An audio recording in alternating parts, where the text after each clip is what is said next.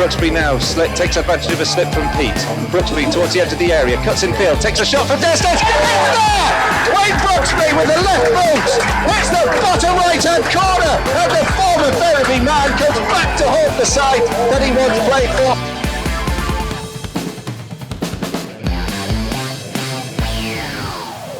Well, good afternoon and welcome here to Guiseley AFC Radio. It's another big game for the Lions as we face Gateshead, hoping to scourge the memory of that miserable 4-0 defeat last weekend against Aldershot Town.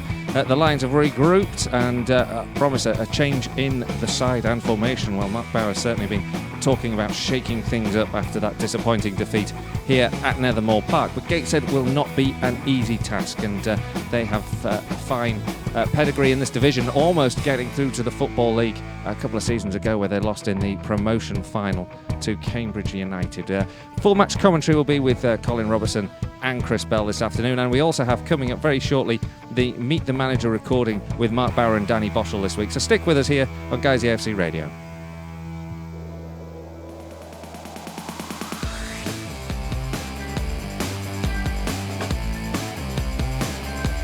Brooksby now on the edge of the 18-yard box, comes charging in, plays the ball across the face of goal.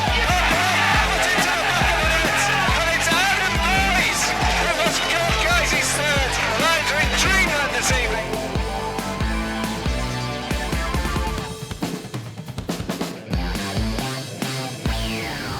Yeah, good afternoon and welcome here to Guiseley AFC Radio. We're going to be bringing you full match coverage of the game between the Lions and Gateshead this afternoon here in the Vanarama National, a big occasion again for Guiseley as we look to get back to winning ways after a disappointing defeat last weekend against Aldershot. It's been a tough week and one that Mark Bauer's had to really consider where he's going to take the side next as the Lions look to get back to getting the points here at Nethermore Park. Up until that point it'd been good in terms of the performances and in terms of the results. 1-0 victories over Altrincham and Kidderminster Harriers, of course, in the weeks prior to that. So it was on Wednesday night that Mark Bauer and Danny Boschel met with the fans in the clubhouse. Here's a recording of that. It's a sort of rough edit, so forgive its imperfections. But it all kicked off when Mark Bauer was asked, first of all, what went wrong on Saturday.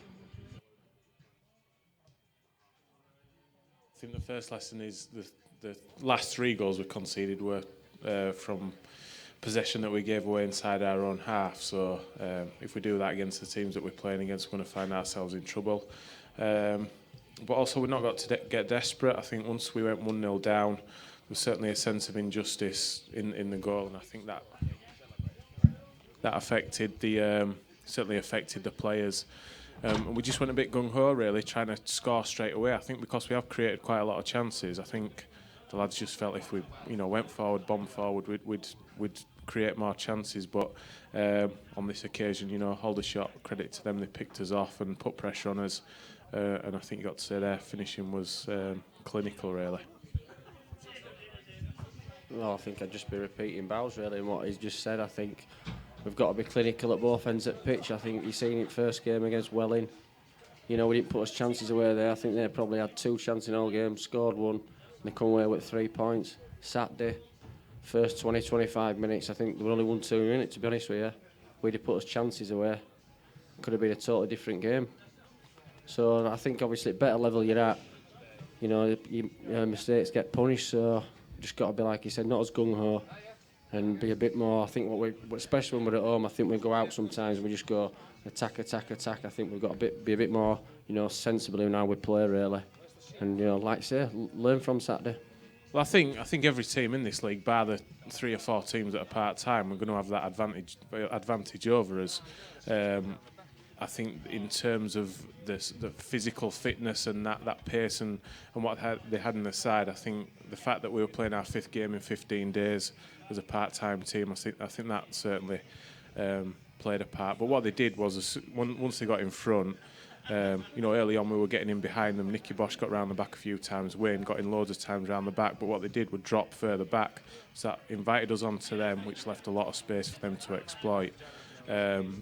Obviously, not going behind is the first thing we'll try and do.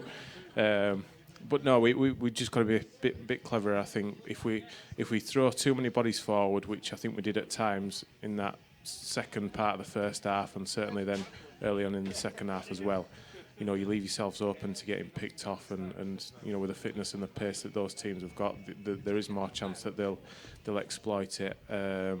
But you know, I think the 4 games before that we've played Kidderminster are a full-time team and a young fit team as well, but I thought our fitness levels look good.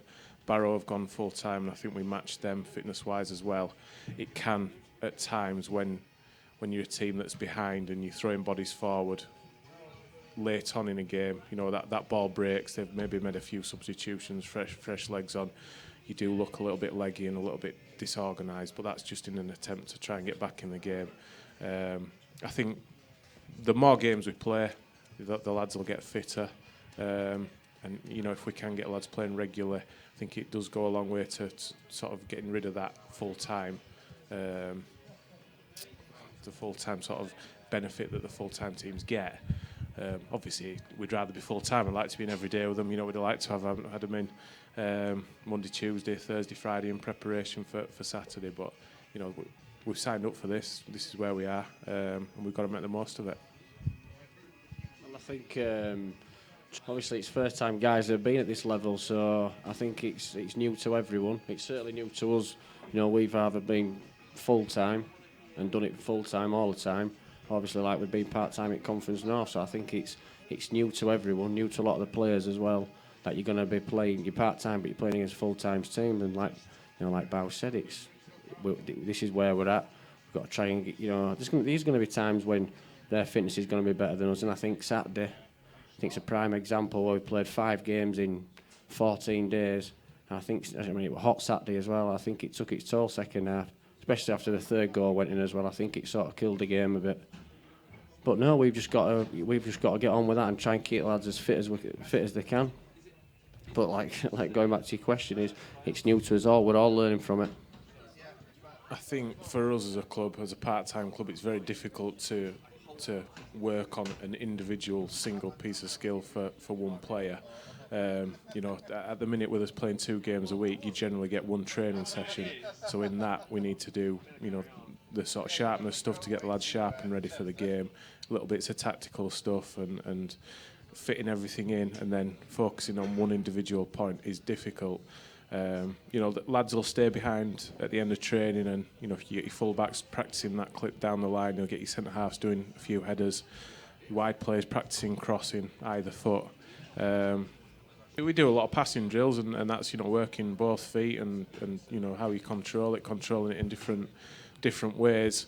I suppose it depends exactly where you are on the pitch. You know, a striker will control it with a big centre half up on his back differently to a fullback will get it out of his feet. So, you know, we try and get people in their positions in training, in the little games we play, and a lot of the things that will happen in a game, it's replicated on a smaller scale in training. Not myself and Danny personally. No, we'll have occasionally some of the academy lads will come and join in training with us, but they train a lot more than the first team players simply because they're in most days of the week. So a lot of the development of the younger players is going on in the academy, and that because they're in full time. You know, when I was a young lad, a lot of what I was told by my coach, I couldn't move my feet quick enough. I needed to work on that. So a lot of time they'd have me doing the little foot drills, little shuttles and things like that to improve me. When you're in on a full-time basis, you've got the time to do it, and I'm sure that in the academy that's what Dave, Danny and Colin are doing there, because you know, we had a behind closed doors game against Bradford Park Avenue last night. We had a few of the academy boys playing there, and there were some good players in there. You know, the academy's come on leaps and bounds in the first few years, and you know, that the work that Danny, Dave and Colin have done in there is certainly paying off. 16 to 18, and we've got a few registered players who are dual registered that will play for the likes of Steeton and Silsden at the moment. Luke Porritt's one that's on a permanent contract. So yeah, obviously there's been the likes of Ben Whitfield that's gone off to Bournemouth as well. So academy's not just for pushing players through to the first team. You'll see it down the road at Bradford. A lot of their lads are sold before they even get to the age of 16, and people like Fabian Delph, Tom Cleverley, are players that Bradford have had a vested interest in their future transfer fees, and at the minute with Ben going out and Jacob Brown, I think at Barnes, they're two players that, you know, might not be next year or the year after. It might be in 4 or 5 years' time. The club may benefit from transfer fees for those players. Okay, West Park, we trained up there all pre-season, but tomorrow will be our last session up there simply because of the light at that time. It just becomes too dark once you get into September. Last year we trained at Wyke School in Bradford on a 3G pitch there. This year we'll be training on one just down the road, another one of the academies, really good sort of 3G, 4G surfaces. They're full-size pitches. We don't get all of the pitch for the whole session because they're so difficult to book. On Thursday nights especially, they seem really difficult to get. But no, it's enough for us on a Thursday. We can do a bit of tactical stuff, but also it's a good surface for us to, you know, get plenty of touches of a ball and do the work we need to do, because Thursday is generally a lighter session. Tuesdays will often be on either the pitch or on the 3G outside there for a bit more of a, you know, Tuesday with no game is usually a more physical session, working on the fitness a bit more. So yeah, West Park's the last one this week, and then we're on the 3Gs really for the rest of the year. What was the second question? Scouting, we've got various ways of doing it. We've got a couple of scouts. Dave from the academy does some reports for us. We've got another guy from PFA coaching who's done some reports for us this year. What we'll try to do is, when a lot of the southern teams are up here, we had Torquay watched at the weekend in preparation for that game. We've also got access to it's called Y Scout, which film a lot of the games, and because of the BT Sport coverage this year, it's expanded. We should have access to pretty much every game in the conference through their website. So we certainly get plenty of opportunities to see the opposition, get reports on the opposition, and you know, a lot of managers, certainly at Conference North level. I know a couple of the won't name them, but a couple of the managers that are further south rang me over the summer and said, look, if you want any details on certain teams around us, just give us a ring. So yeah, no, it's been funny. I was surprised when I first took over in Conference North. A lot of the managers get on quite well with each other, and they will share bits of information on certain other teams. And you know, they'll be thinking, if we draw a conference side in the FA Cup, maybe we can help them out with a bit of info. So it was a good level in terms of relationships with managers. It's been different in this one though. Should we not go down that one? In general, I think that the performances from referees have been an improvement on last year, with the exception of just 3 absolutely astonishing decisions: the handball at Welling, the handball at Barrow, and then the foul on Adam Lockwood for the first goal on Saturday. It's just been astonishing. What we've got now is a 4th official, and they're mic'd up and they can talk to the referee. So there is a bit more contact. We can actually, you know, if we think something's happening, we can almost get a message to the referee through the side. Generally what I've found is it's the 4th official saying well done to the referee for every decision he's made, like he's patting his back. But they're mic'd up, you know, they talk to each other. Obviously really disappointed with those 3. I don't think we'll have 3 worse decisions given against us all season. But I do think in general the standard has improved from last year. I might be forced to eat those words come 5 o'clock on Saturday. But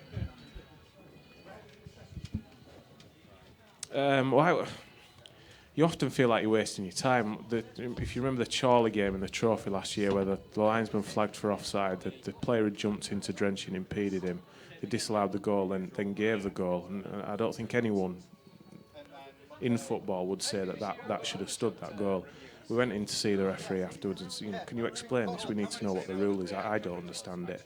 The assessor was sat there, and all they really do is back the referee up. They won't say to us, oh, I think he got that wrong. I mean, I think on Saturday there was an assessor here, and I think like everyone else in the crowd, they'd have seen that foul. He commented, to be fair, that the referee after the first goal, when obviously the lads are giving him a bit of stick, he commented in that, look, I've got to be seen to be talking to you, so I've got my assessor in stand. So really, they're just doing stuff to, you know, I think they're more worried about what's going on at stand than what's going on at pitch and what they're thinking, which is frustrating because yeah, Saturday that first goal changed its game in a way because we were the team in the ascendancy at the time. They've got mentors and coaches and everything. The referees now, they come with a real entourage. The assessor seems to have an assessor, and it's there's a lot of them. But ultimately, it's just you just got to get on with it. And I think on Saturday that decision affected us, and that it's going to happen, and we've got to get it out of your system, forget about it, and carry on. But unfortunately, as long as we play football, until there's more technology involved, they're going to make mistakes, and whether there's an assessor there or not. I don't know. I know I was on a coaching course today with a player at Barrow, Danny Livesey, was sent off at Forest Green. Sent off at Forest Green a week ago before we played them for a handball, and the red card was rescinded, and he was allowed to play against us, unfortunately, because he played quite well. But he said they actually got a phone call from the referee on the Friday following that to apologise for the decision, which we've not had any of those. We've certainly gone in this year with a view that we see how we go and see how we cope. And a lot of the lads that were here last year would not have been able to commit to a full-time scenario anyway.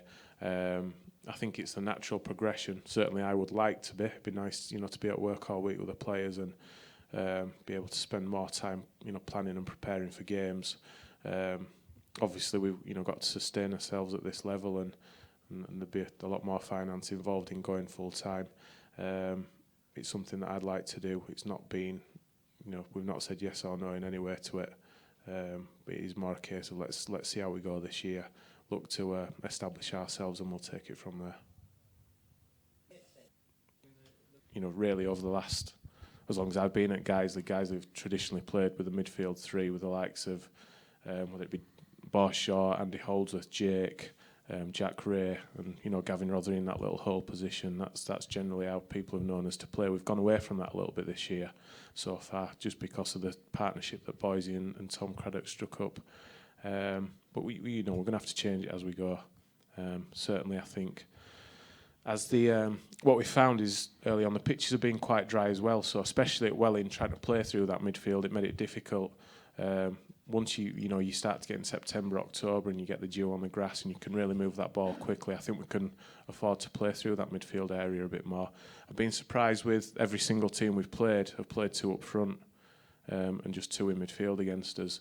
Whereas I think, again, for the last 5 years playing for Guiseley, most teams come here and give you a lot of respect and just play with that one striker and pack midfield and try and frustrate us. So other teams have gone with that too. So it's been a bit of a learning curve.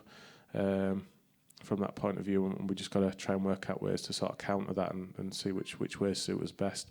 Often you can just fall into something that works and clicks, and we'll, I thought that had worked first few games.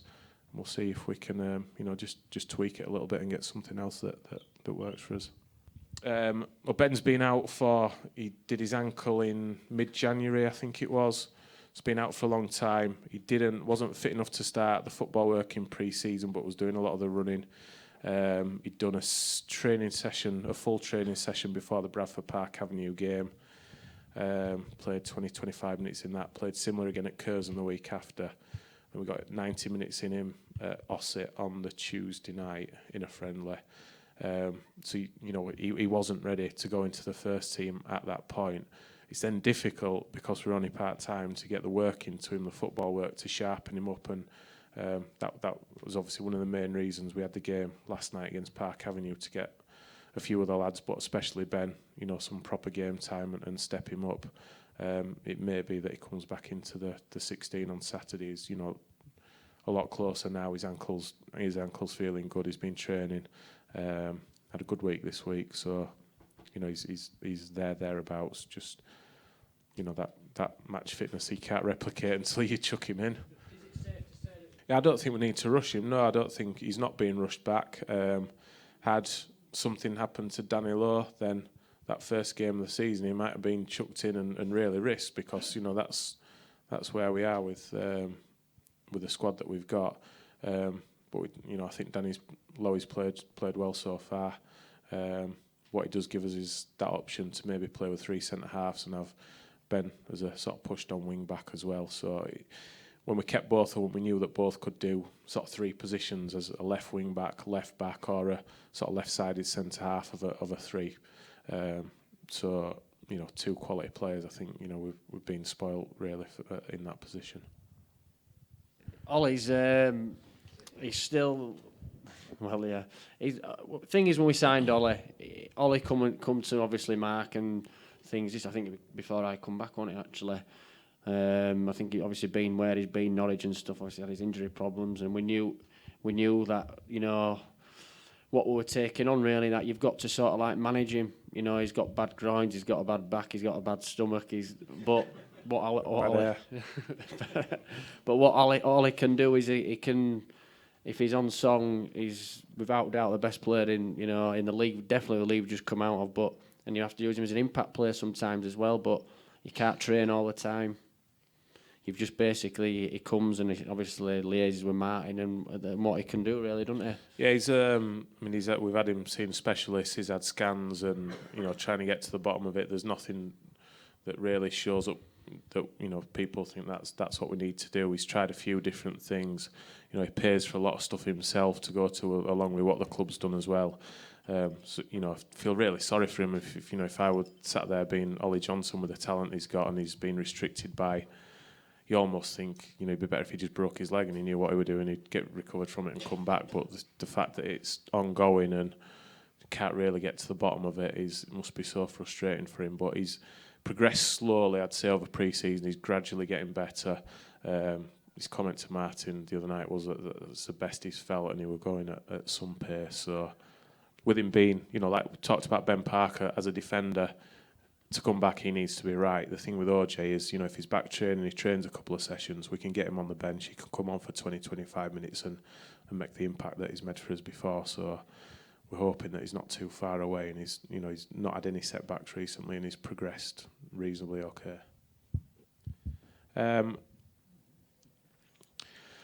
He's done all right, Pause. He's certainly an impact player.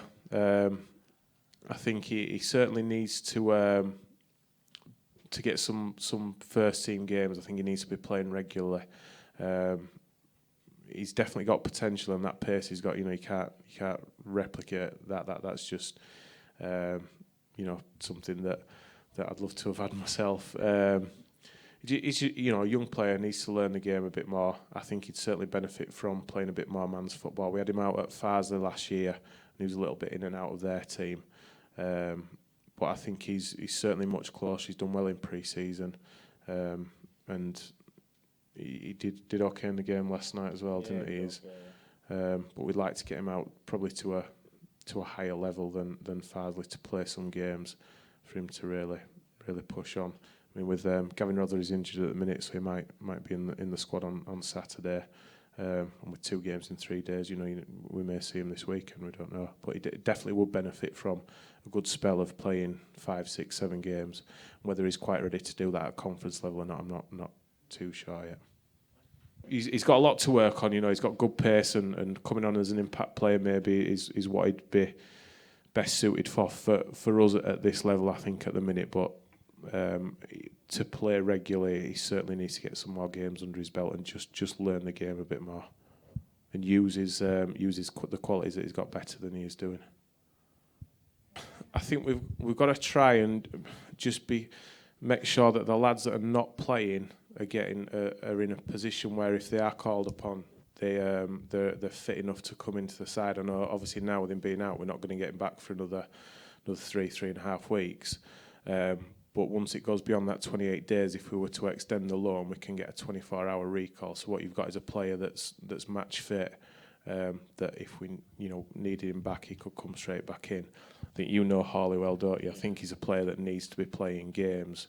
And with the way that Lockie and Rob Atkinson started the season, and with the cover that we've got with Ben Parker coming back and Jake that can slot back there as well, we just felt that it was best to get him some games and get them under his belt. Because last season he missed most of last season with his broken leg, and obviously all off season, off pre-season, he missed a little bit of that as well. I just felt it important that he got maybe 6 games under his belt. Definitely.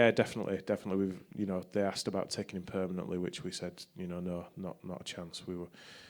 We just want him in a position where he's not gone stale for 6 weeks, and more in a position where I think it goes back to like what they questioned before about the part-time, full-time thing as well, is that they're not training every day, so the way that we need to keep on top of the fitness is, and the thing is as well, they want to play games, everyone wants to play week in, week out, so we just felt for Ollie, like I said, we know him as a player and what he needs, so he needs to be playing regular all the time. I mean, it'd be no good, would he really, if he hadn't played for 6 weeks and then all of a sudden he needs to get chucked in.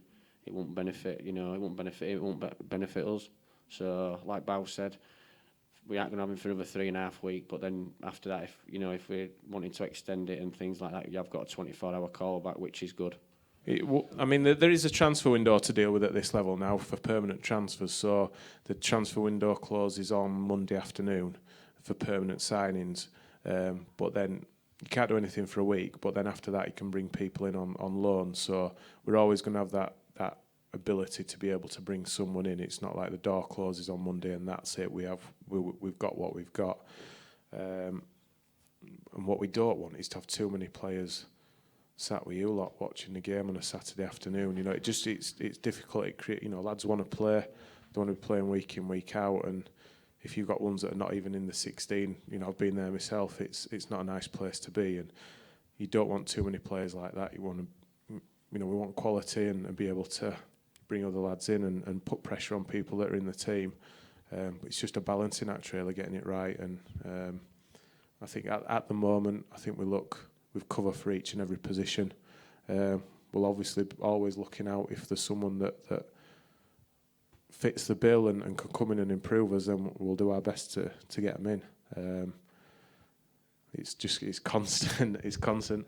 I've had a Spanish left back stroke centre forward email me today. I've had a goalkeeper that's had 27 clubs text me today. But no, we're always speaking to people and looking to see if we can. Slight exaggeration, 26. We took Jake on a youth loan, so he could be involved with us or he could be involved with Huddersfield.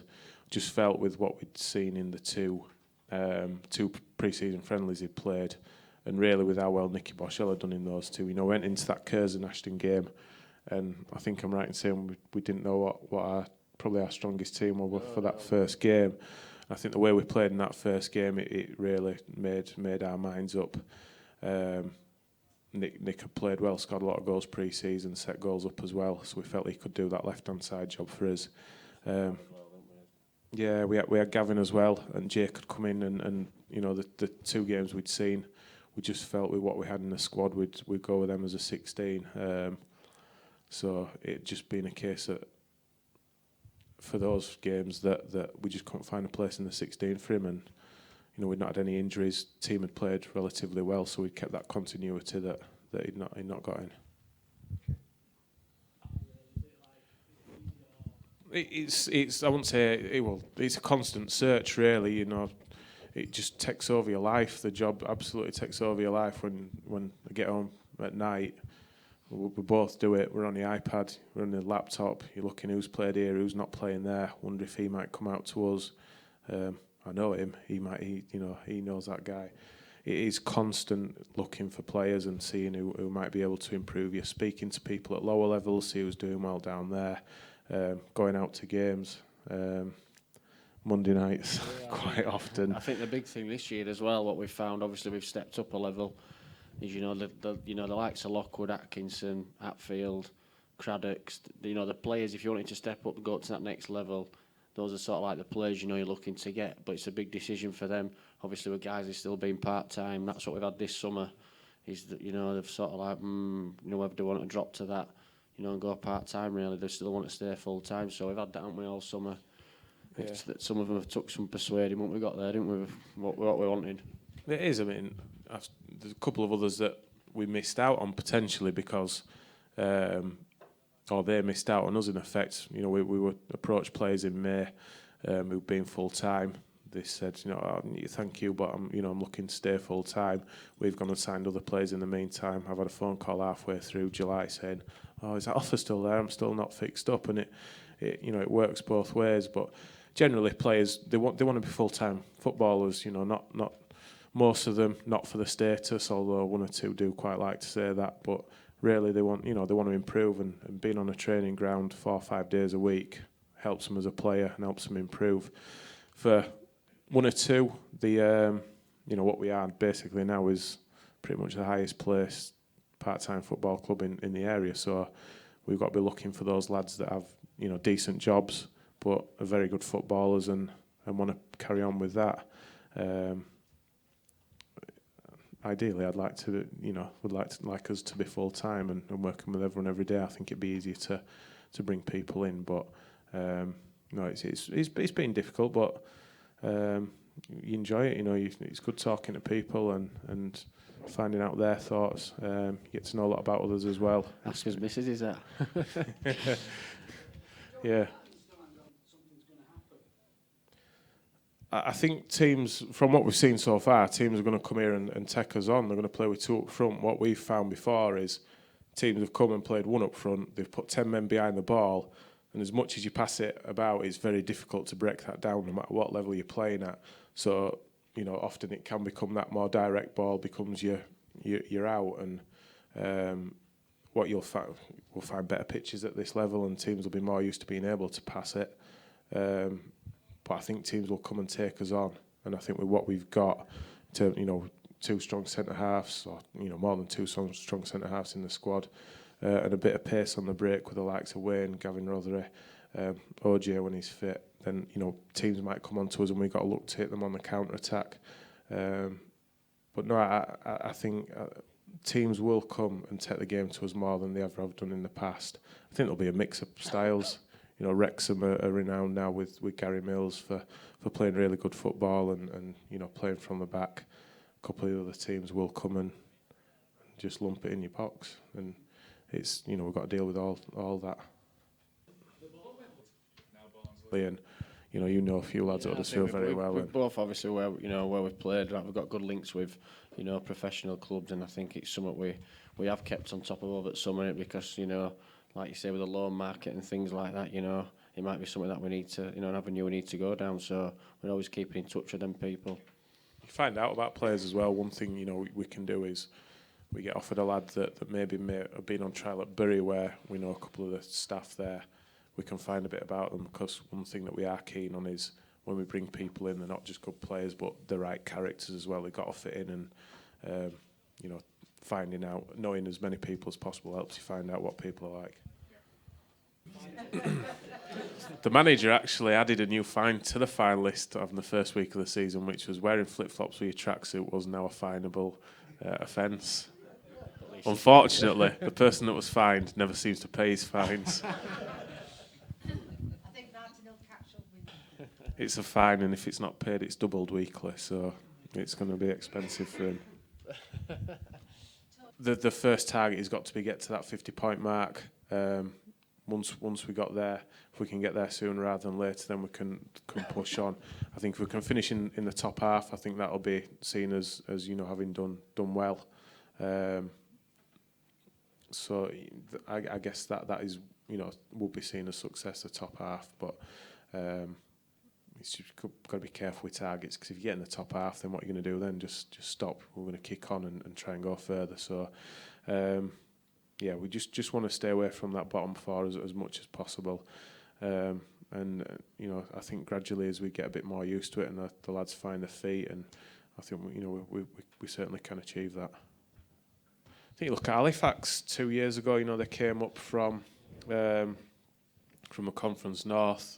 Got beat 5-0, I think, in the first game of the season, and I think they thought they were going to struggle and ended up finishing 5th. They had that player in Lee Gregory that got, I think, 30-odd goals for them that can make a difference. And I think if you've seen the game so far, if we'd had a player who was now playing in the Championship that could have taken a few of those chances, we might be sat here with 12, 13 points. It is, it's a possibility. I think we'll have to do really well and have a lot of luck go our way in order to do anything like that. But we're in it's the next step up, and we're in this competition, so why not go for it?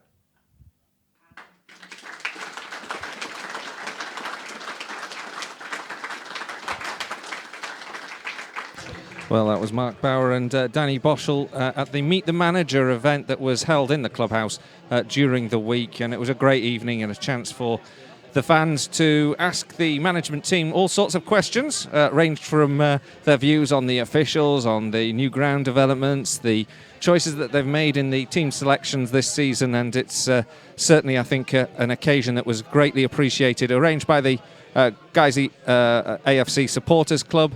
And I'm sure they're very grateful for Mark Bauer for attending, Mark Bauer and Danny Boschel.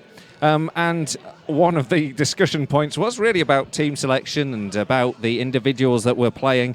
We've got the teams in for today's game, and there are a couple of real eye-openers in terms of the changes that the management team has selected. Deselected today is Danny Boschel. Danny Boschel, the assistant manager, drops to the bench. And another eye-opener is Steve Drench is now on the bench. Dan Atkinson will start this afternoon for the Lions. So we will be bringing you that team news and having a bit of a chat about that right now, because there are a few changes, and there is a conversation that went on Tuesday night about Ben Parker and when he would be returning. He is also on the bench this afternoon. So before we get stuck into it, Chris Bell, who is alongside me, Colin Robertson, this afternoon.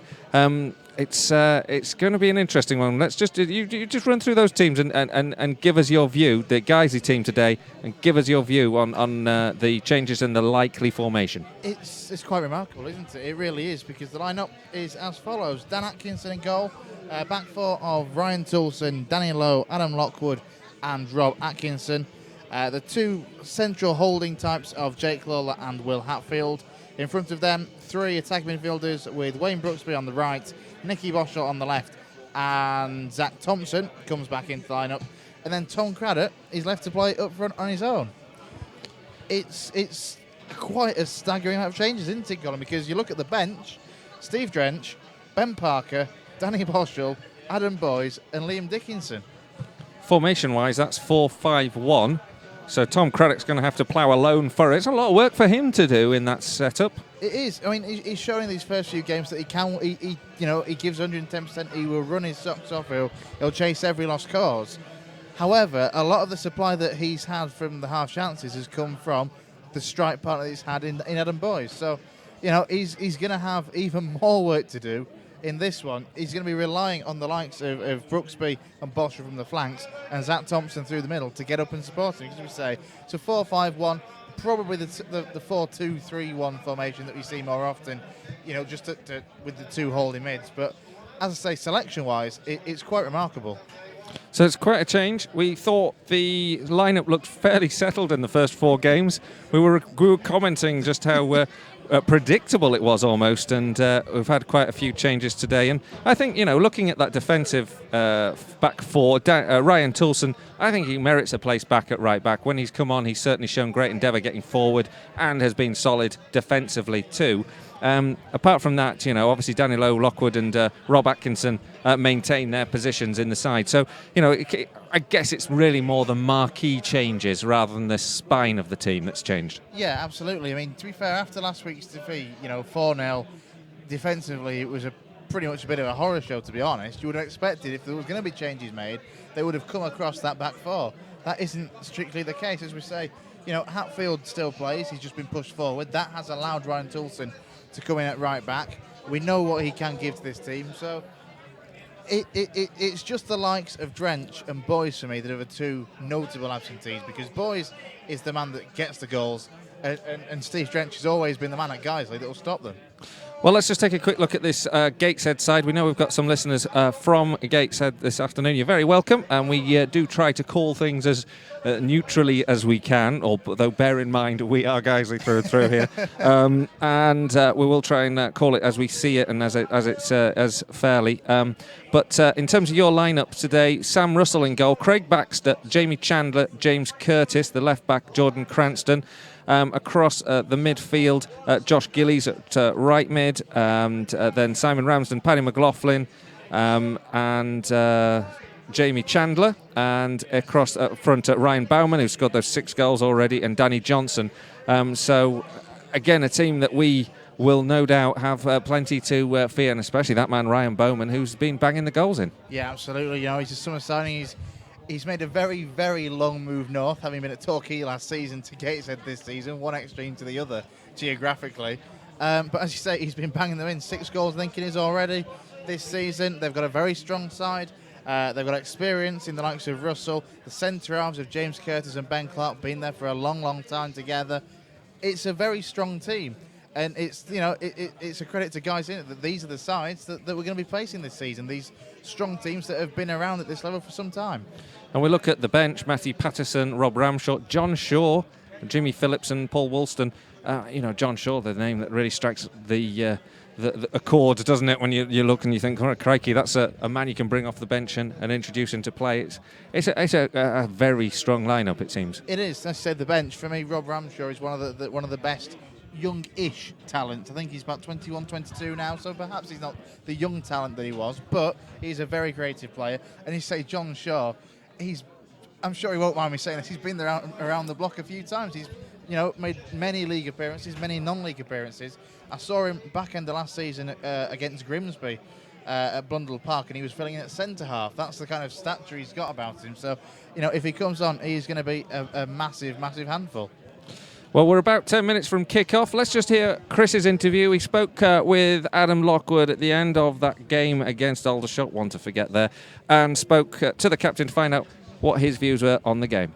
Chris Barr with Adam Lockwood after Guiseley's 4-0 defeat against Aldershot Town. Adam, can you start by trying to sum up the performance and the result? Yeah, really disappointing. We were by far, you know, as distances were too open as a team, really. And for me, I don't think it's an acceptable performance from everybody. But on the other hand, leading up to the first goal, we were the better team, had better chances, and I don't like to say it, but a decision, you know, that we felt hard done by. They do go against you, but they do change games, and it definitely did today. You know, I mean, we didn't play. We didn't deserve to win the performance after that, but leading up to it, I thought we were the better side. But say it's sour grapes, and we have got to look at the bad performance after that and say we've got to be better, and don't let things like that affect us, because it's not going to be the first time it happens, I'm afraid. Sorry to say, but that's the way it is. I was going to say, after that first goal, it all kind of fell out of shape slightly, because we've gone from conceding 2 goals in the first 4 games to 4 in this game. Yeah, I just thought we were a million miles off the pace of it, and you know, like I said, as a team, as units were too spread, and which they exploited them with their running, which is disappointing, you know, and it makes it harder afternoon for everybody concerned. You know, it's probably the hardest afternoon in terms of fitness and running that we've all probably had, I think, each to a man, you know, and it won't be down to hard work. We've probably worked harder than 2 games put together today, and come away with nothing. We just haven't worked smart enough. So we'll have a look at it and hopefully put things right. Going forward, it was another game where we had a lot of half chances and good crossing into the box, but I think we counted 2 shots on target, or 2 times where Phil Smith had to make a save. Yeah, like I said, I think as a team all round we've got to be better, and when you're playing at this level and you're stepping up, we have to be counted for, and we have been, you know, leading. It's a disappointment, everybody's down, but I think on a whole we have to be better, and they showed. Obviously they got chances and they made us pay. They shouldn't have had those chances. You know, as a team we didn't defend well enough, and well, as individuals we didn't defend well enough, but they still had to make us pay, and they did that. Is that a bit of a reality check after the 7 points from the first 4 games of welcome to the Vanarama National? Definitely. You know, you can't get carried away, and that's at any level, but I think to a man we've all got to be better, and obviously then as a team unit, I thought today we like I said, as units were too spread and we too far away from each other, and it makes it an hard afternoon then, and we've probably made it harder for ourselves than they have actually. So, like I said, we'll look at it and hopefully improve on it. As an experienced professional, you'd have probably been in these kind of situations before. How important is it to bounce back, and more importantly, how do you bounce back from this? Yeah, we do what you're good at, and we're good at certain things, and we have to keep believing in those and do it. At times today, we went off on his own little, channels and doing things. You all have to stick to the same hymn sheet, and when you do that, that's when you'll be successful. And we're going to have a few more of these, I would think, over the season. Hopefully not 4-0 defeats, but off days, but hopefully we can learn that when you have an off day, you make it hard to be beaten, and hopefully come away with something, even if you've not played well as a team. And on Saturday, the first of a bank holiday doubleheader, another home game against Gateshead. Yeah, they'll be all tough, different tests, and we'll see how we go on. Like I said, we'll work on things, and hopefully we'll be ready. And obviously it'll be tough, short period of games, and hopefully we'll be in the right frame of mind and prepared well enough. Well, that was Chris Bell speaking there to Adam Lockwood after last Saturday's 4-0 defeat at home here to Aldershot, and he sounded pretty despondent actually, Chris, and obviously disappointed in the performance. A little bit of a foreboding story, I'm sorry to say, but it's going to happen once or twice this season, he said, and I think that's not necessarily a message you want to hear, is it? It maybe isn't. At least he's being honest, though, I suppose, is that he's, at the start of the season, as soon as we came up after the playoff final, we all said we're going to take a few batterings this season. And, there's no point in hiding or beating around the bush. It's going to happen once or twice this season. You don't want it to, but it will. As we said beforehand, we certainly didn't see that happening on Saturday. He was as despondent and as miserable as he sounds, quite frankly. There was very little that he could say. I kept probing anyway, because you've got to with these things. But, I think it's important what he said, though, is that we've got to go back to doing what we're good at. It's as simple as that. Almost a bit of a back-to-basics approach, because he said we were too open last time. You'd hope that this game against Gateshead we're much tighter. Perhaps that implies with the formation changes. Well, obviously those 5 in the middle mean that the midfield battle is much more the area of focus. I think Mark was alluding to that at the Meet the Manager event the other night, when he suggested that realistically we should be looking to win more of the ball, not let so much possession get caught out on the counter-attack like we were so frequently last Saturday. They're the changes you think that will make the difference this afternoon? Yeah, absolutely. Keep it tight. It's going to be a lot harder to break you down. Having the likes of Hatfield and Lawler sitting in as almost the 2 holding midfielders is surely going to help as well against that back 4 with 3 in front. It should be much more compact, a lot less space between that attacking 3 and the back line, having the 2 in the middle as well. Well, welcome here to Nethermore Park, and Guiseley and Gateshead just making their way onto the field now. Let's just go through those 2 team lineups. First of all, for Guiseley, ringing in the changes after the 4-0 defeat to Aldershot. In goal, Dan Atkinson, Ryan Toulson, Danny Lowe, Adam Lockwood. The captain today, Jake Lawler, Wayne Brooksby, Tom Craddock, Will Hatfield, Nicky Boschel, Zach Thompson and Rob Atkinson. It means that Stephen Drench drops to the bench. Ben Parker returns to the bench from Adam Boys and Liam Dickinson. For Gateshead, Sam Russell in goal, Craig Baxter, Jamie Chandler, James Curtis, Ben Clark, the captain, Josh Gillies, Jordan Cranston, Ryan Bowman, Danny Johnson, Simon Ramsden and Paddy McLaughlin, and then on the bench, Matty Patterson, Rob Ramshaw, John Shaw, Jimmy Phillips and Paul Woolston. One thing to remember, of course, there will be a minute silent ahead of the kick-off today.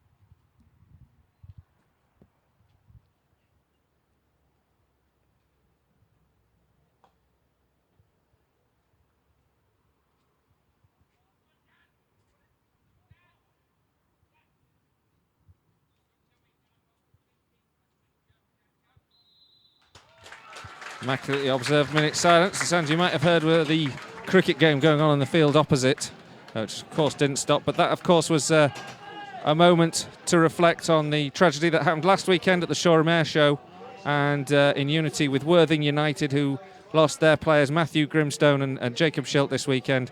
Of course, football across the UK is paying its respects, and the two sides just going to shake hands and get ready for this game. And Guiseley and Gateshead both need the 3 points this afternoon. And the home crowd urging their side on. Chris, what are your final thoughts ahead of this game? It's going to be a big test. You know, we've got to keep Ryan Bowman quiet. I think it's as simple as that if we're going to get anything out of this game. 6 goals so far in the early stages. Gateshead sitting 6th in the league. It's been a great start for the visitors here at Nethermore. Guiseley, you're going to have to keep it tight and keep that man, Ryan Bowman, the number 19, quiet. Referee today, Stephen Ross. He's assisted by Daniel Middleton and Hristo Karaivanov. The Lions will be playing in white with navy blue shorts and socks, as ever.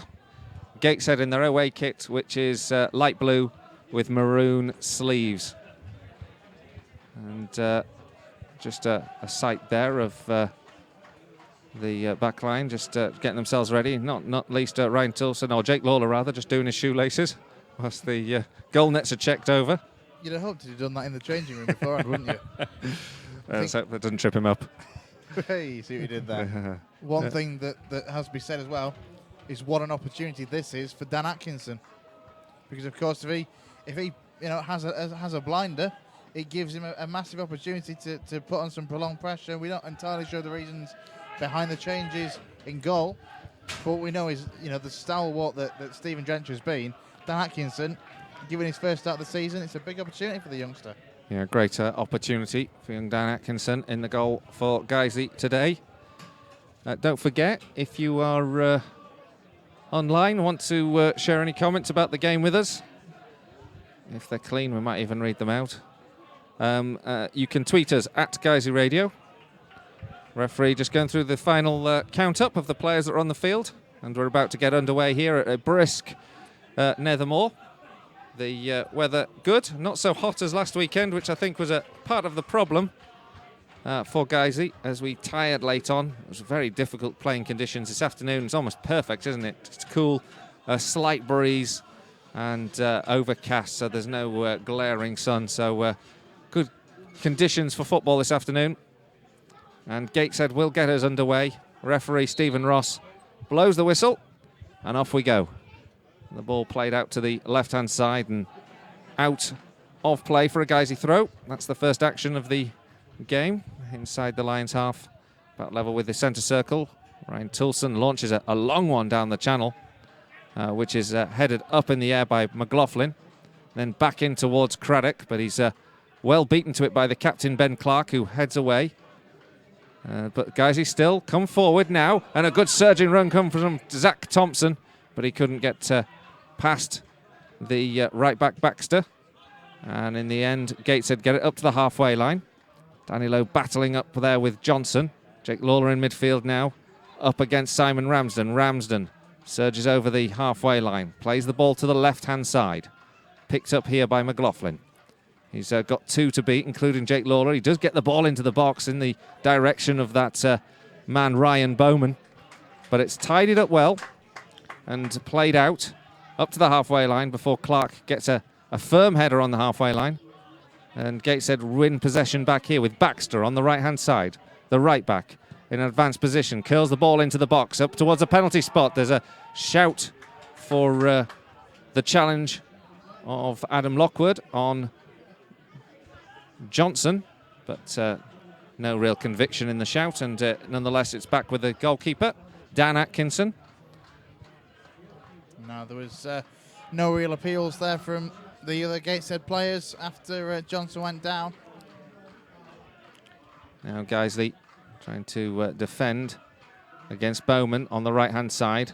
Ryan Toulson, a little over-enthusiastic in the challenge, commits a foul, and it's a free kick now for Gateshead, about level with the 18-yard box, right on the outside of the out to the left-hand side even, just by the touchline there. A chance for them to get the ball into the box. There are 4 or 5 or 6, 7 or 8 even Gateshead players on the edge of the 18-yard box. It's curled in there towards Clark. Clark gets the header on and inside the 6-yard box. Johnson couldn't put the ball in the back of the net. Nonetheless, I think Johnson was offside, but Clark had a great chance there. And Guiseley could have found themselves a goal down already. Yeah, absolutely. It was a good header from Ben Clark. He loves to do that. The captain for Gateshead come forward for these set pieces. Very good in the air. Almost a big test there. And as we say, Johnson, he didn't know he was offside, I don't think, so he possibly should have put that one in. But it's a bit of a let-off for Guiseley. Now, Nicky Boschel on the ball for Guiseley. Boschel curls the ball in from the left-hand side. It's blocked and hoofed away by Josh Gillies. Picked up now by Jake Lawler. Headed on, still up in the air. Wayne Brooksby goes for the aerial challenge. Can't win it. Craddock does. Gets it into the box. Zach Thompson, great shot! Superb effort there from Thompson. Brilliant save from Sam Russell. Corner to Guiseley. Yes, stunning effort. I think it was Will Hatfield that made the lung-busting run forward. Got himself into that position. Struck it well. Right foot on the half volley. Forced a good save from Sam Russell. Ball now with a corner for Guiseley. Curled in towards the back post. Rob Atkinson up. Clark heads behind. Another corner for the Lions. Brighter from the home side. Yeah, it's a good spell of pressure, and having the likes of Rob Atkinson to be able to get forward from the back for these set pieces. We've seen him score from a corner already this season against Altrincham. Always going to be a threat. Corner now to come in from the left-hand side. Curls in towards the edge of the 6-yard box. This time helped away.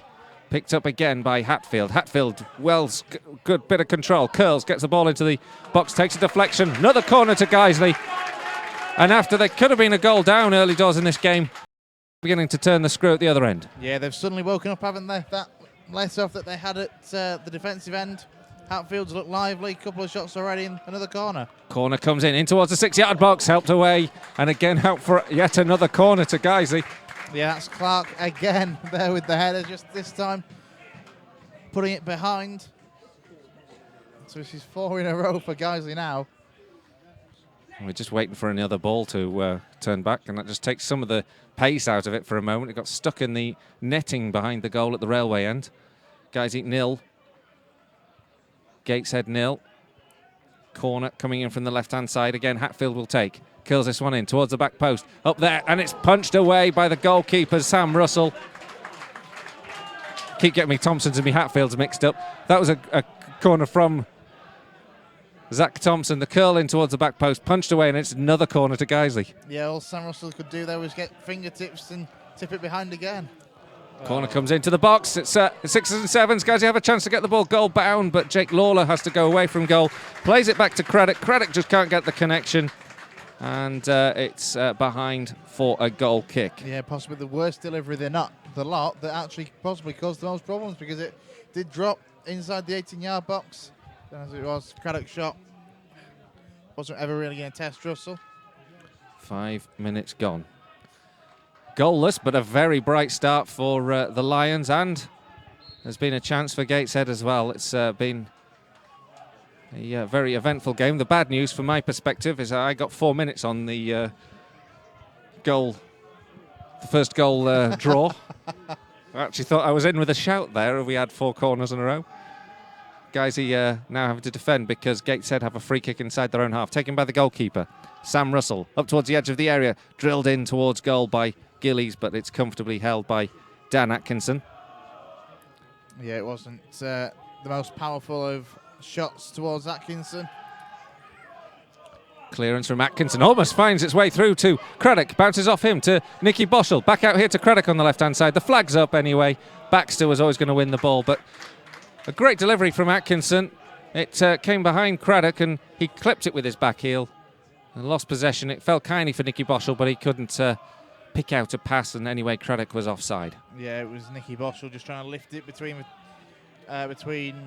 Baxter and Chandler to get it out to Craddock, but as we say, Craddock was in an offside position. He's going to have to watch for that, playing up front in his own in this game. We can't be giving away needless free kicks with offsides. Guiseley now win the throw inside their own half. It's about level with the centre circle in left back. Danny Lowe takes the return ball from Hatfield. Played up by Lowe towards Craddock, but comfortably dealt with by Baxter. Jake Lawler now picks it up and plays the ball. A brilliant crossfield ball to the right-hand side. Picked up here by Brooksby. Great into play there from Jake Lawler to pick out Brooksby on the right-hand side. Brooksby has to go back. Looks like he's fouled. Doesn't get it, though. Jake Lawler plays it into the box. Keeps going in here towards Thompson. Thompson's in the box. Spins on the ball. Can't control. Gives it out to the right-hand side in the end. He just lost his footing at the crucial moment. And Guiseley are unable to capitalise, and Gateshead can clear. Still inside their own half, up to the halfway line. Picked up here by Johnson. He's under pressure from Rob Atkinson. But Gateshead control the ball in midfield well. Played back there by Chandler to Clark. And Clark just with a bit of time on the ball to pick out a long pass forward. But the flag's up against Danny Johnson. It'll be a Guiseley free kick. Well, Guiseley have had a fairly good opening 8 minutes, really. You know, there was the one let-off which Gateshead struck first in terms of the attacks, but from then on, Guiseley, they've looked creative, they've looked lively. There's been some great passing play. Just needs to produce a goal for the Lions. And a long clearance from Atkinson from the free kick. Picks out Lowe, and he gets the ball inside the penalty area. He plays it across the face of goal. It's knocked behind for a corner. But again, the long ball forward from Atkinson down that left flank has produced great results so far for Guiseley. Yeah, very much so. Corner number 6 now for the Lions. We've only played 8.5 minutes. The corner going to come in. Still 0-0. Thompson prepares to distribute this one once again. Guiseley have 4 or 5 players on the edge of the 6-yard box. This time it comes in and is claimed by Sam Russell. But so far, Guiseley have impressed in these early stages. Now Gateshead on the ball here with Johnson. Plays it towards the left-hand side. Good tackle comes in there from Ryan Toulson. Still, though, Gateshead come forward in towards the edge of the 18-yard box towards Danny Johnson. Tidied up this time by Danny Lowe. Picked up on the halfway line by Craddock. Craddock plays the ball to the left-hand side. Picked up here by Thompson. Thompson looks ahead on the halfway line. Urges Nicky Boschel to come closer. In the end, he has to go square to Danny Lowe. Thompson now just taking the pace out of it. Goes back to Lockwood. And Bowman chases him back. So the option is to go all the way back to Dan Atkinson, who, if you're just joining us, is in the team in place of Stephen Drench this afternoon. Atkinson plays the ball forward. A good long kick on him. Plays it right through. Nicky Boschel with a chance to score. Oh, he just couldn't get the ball down. He claims he was pulled down by Curtis. Nothing given, but Atkinson's clearance again, almost picking out Nicky Boschel. Nicky Boschel had just broken past the Gateshead back line. Went to shoot, but couldn't connect with it properly. Went down, claimed the penalty. It was rather a tame claim, I would say.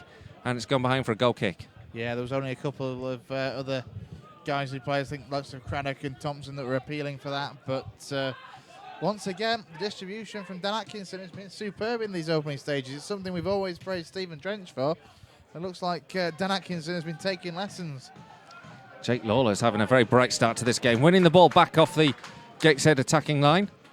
And then the ball played by Brooksby into the feet of Toulson. Still inside their own half, though. Guys in possession of the ball, having to work hard to keep control of it.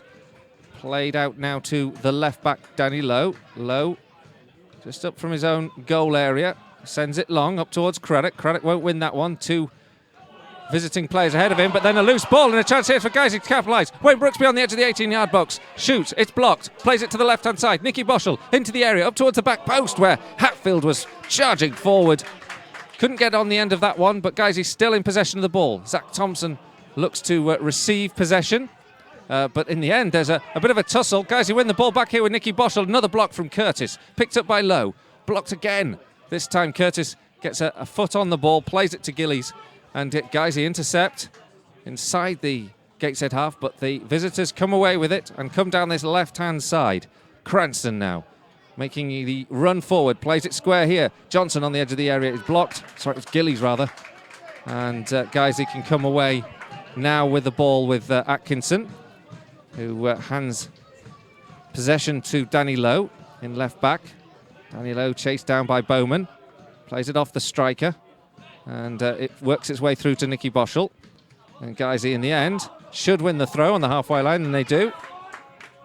And it's an encouraging start to this game. Just 12 minutes gone, but it feels like much longer. It's been that much that's happened. Yeah, absolutely. It's been a very, very positive start for Guiseley. I think the important thing to do is to finally get on the score sheet, though, because, we had a great start, a great opening 15 minutes or so against Aldershot last week, and look how that ended up. But this has been very positive, much better going forward, lively, good tempo, intricate little passing plays that seem to be working so far.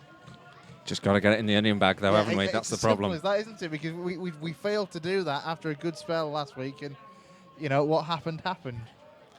Well, a big shout out to Heed Army, at Heed Army. Thanks for your comments. If any Guiseley fans like to give any comments to the Heed Army podcast tomorrow night on at 9 p.m, please do. So you might want to follow them at Heed_Army. And thanks to Brody in sunny Spain, but following the tweets.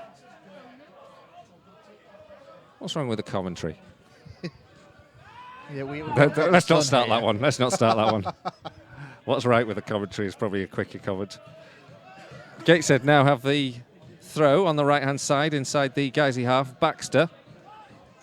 He has options ahead of him, but it's a poor throw from Baxter and intercepted by Jake Lawler, who anticipates well, gets a lovely ball out to the right-hand side, picked up by Jake Lawler, by Wayne Brooksby. Now to Hatfield. Hatfield helps the ball to Toulson on the halfway line. Again Hatfield, square to Lawler. Looking very sharp, Jake Lawler, in these early stages. The ball square now towards Danny Lowe. Good header from Lowe into Nicky Boschel. He tries to flick the ball on and collect it on the other side, but Curtis is too canny for that. Atkinson intercepts. There's a free kick. Given anyway against Johnson, and guys will have a free kick. Yeah, commenting on Jake Lawler, he has, as you say, had a very, very bright start. He's looked up for it, shall we say, and in one or two of the games so far, he's possibly looked like he's struggling to adapt to the level. Not in this one, he started superbly. There's been a couple of goals in the Vanarama National, bring you them shortly. Dan Atkinson plays the ball long up towards the edge of the 18-yard box. It's headed out by Clark. It's going to be a Guiseley throw on the right-hand side. One of those early scorelines is Altrincham 1, Tranmere 0. Tranmere, of course, lost last weekend against Boreham Wood. Wrexham 1, Halifax 0. And Welling 1, Braintree 0.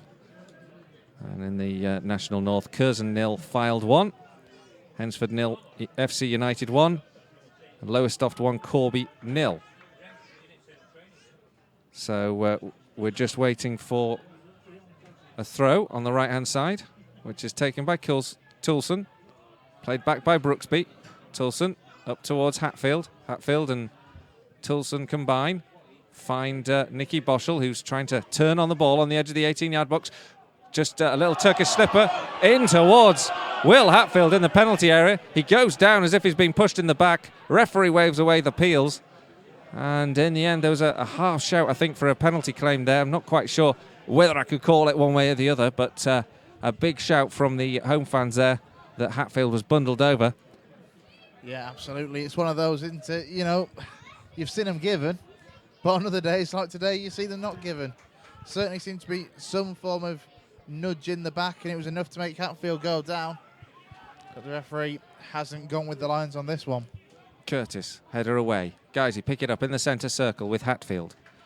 To the right-hand side, Toulson up towards Brooksby. Brooksby is brought down. Guys will get the free kick on the right flank, about level with the centre circle, so it's going to be a chance to play a long one in towards the edge of the 18-yard box. Yeah, it's Paddy McLaughlin that's caught Brooksby over on that far side.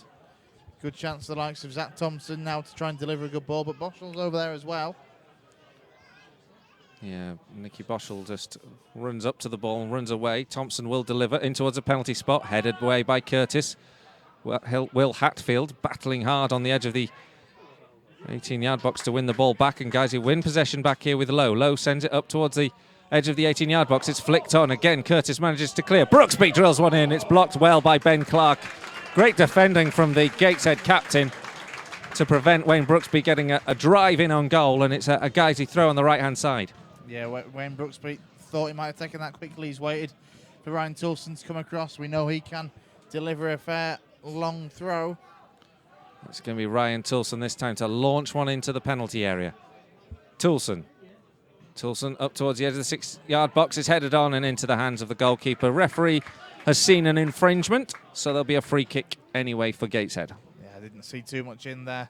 There was Adam Lockwood that did get his head to the ball, but he wasn't able to really trouble Sam Russell. Bradford Park Avenue 1, North Ferriby 0. Lowestoft 1, Corby 1. Equaliser for Corby. And Welling 1, Braintree 1. So Braintree have equalised. Many people seem to favour going to Welling and getting the points there. It's a tough place to go, as we found. One each there. At the moment, guys, you've just won a free kick inside their own half, level with the centre circle. It's 0-0 here. And it's played up by Ryan Toulson. Up towards the edge of the 18-yard box. Headed away by Curtis. Picked up by Danny Lowe. Lowe back here to Hatfield. Hatfield square now to Jake Lawler. Jake Lawler plays it towards the edge of the 18-yard box, and Craddock goes down. He's pushed in the back. Guys, hit a free kick. Fairly central, but just a few yards up from the edge of the D. It's good play from Tom Craddock, because leading the line on his own, he's going to have to be prepared to take the challenges from the two centre halves and look to try and win free kicks in good positions like this one. Some good build-up play in there as well with Will Hatfield. He's another man, to be fair. Both him and Lawler in the centre of the park have looked very, very lively and very up for it. Of course, this is the first time from the start we've seen Hatfield playing that midfield role. Well, so far, almost so good, but we haven't got the goal yet. Guiseley have got a free kick, though. 0-0. Gateshead line a 6-man wall right on the edge of the 18-yard box.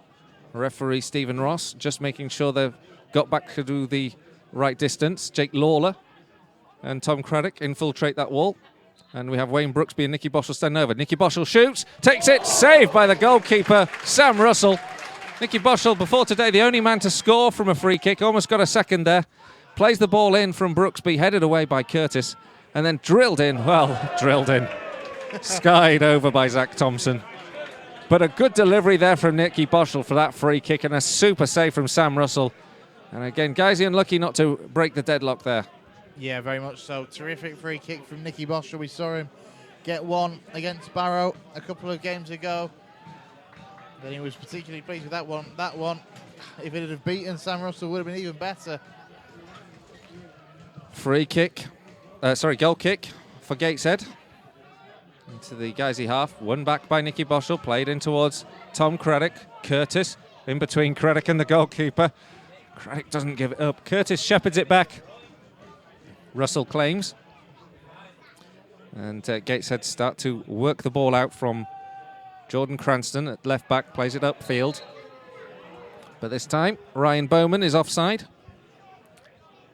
I'm sure Malcolm Crosby, the Gateshead manager, won't be too happy with the way his side have started, because then the ball has gone into that final third for them. They've often found a player like Bowman or Johnson has been offside.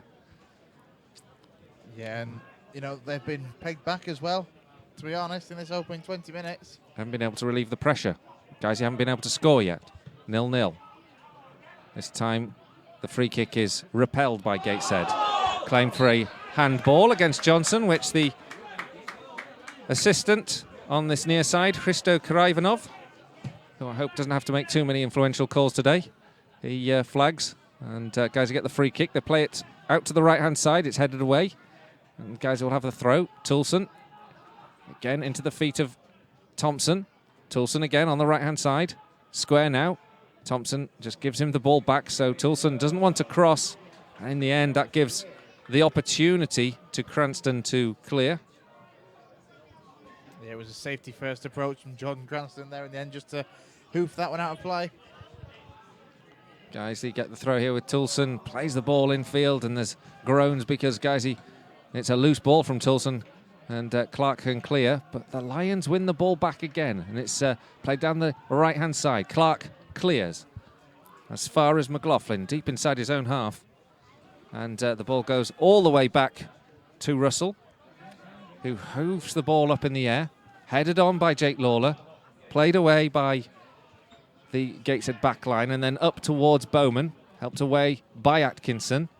Bowman now can chase for the return ball up against Lockwood. He looked to have just maybe pushed Lockwood in the back. The referee doesn't give anything. Here with Baxter now, on the halfway line. Baxter, the Gateshead right back, gives it to Curtis. Curtis back to the goalkeeper, Sam Russell.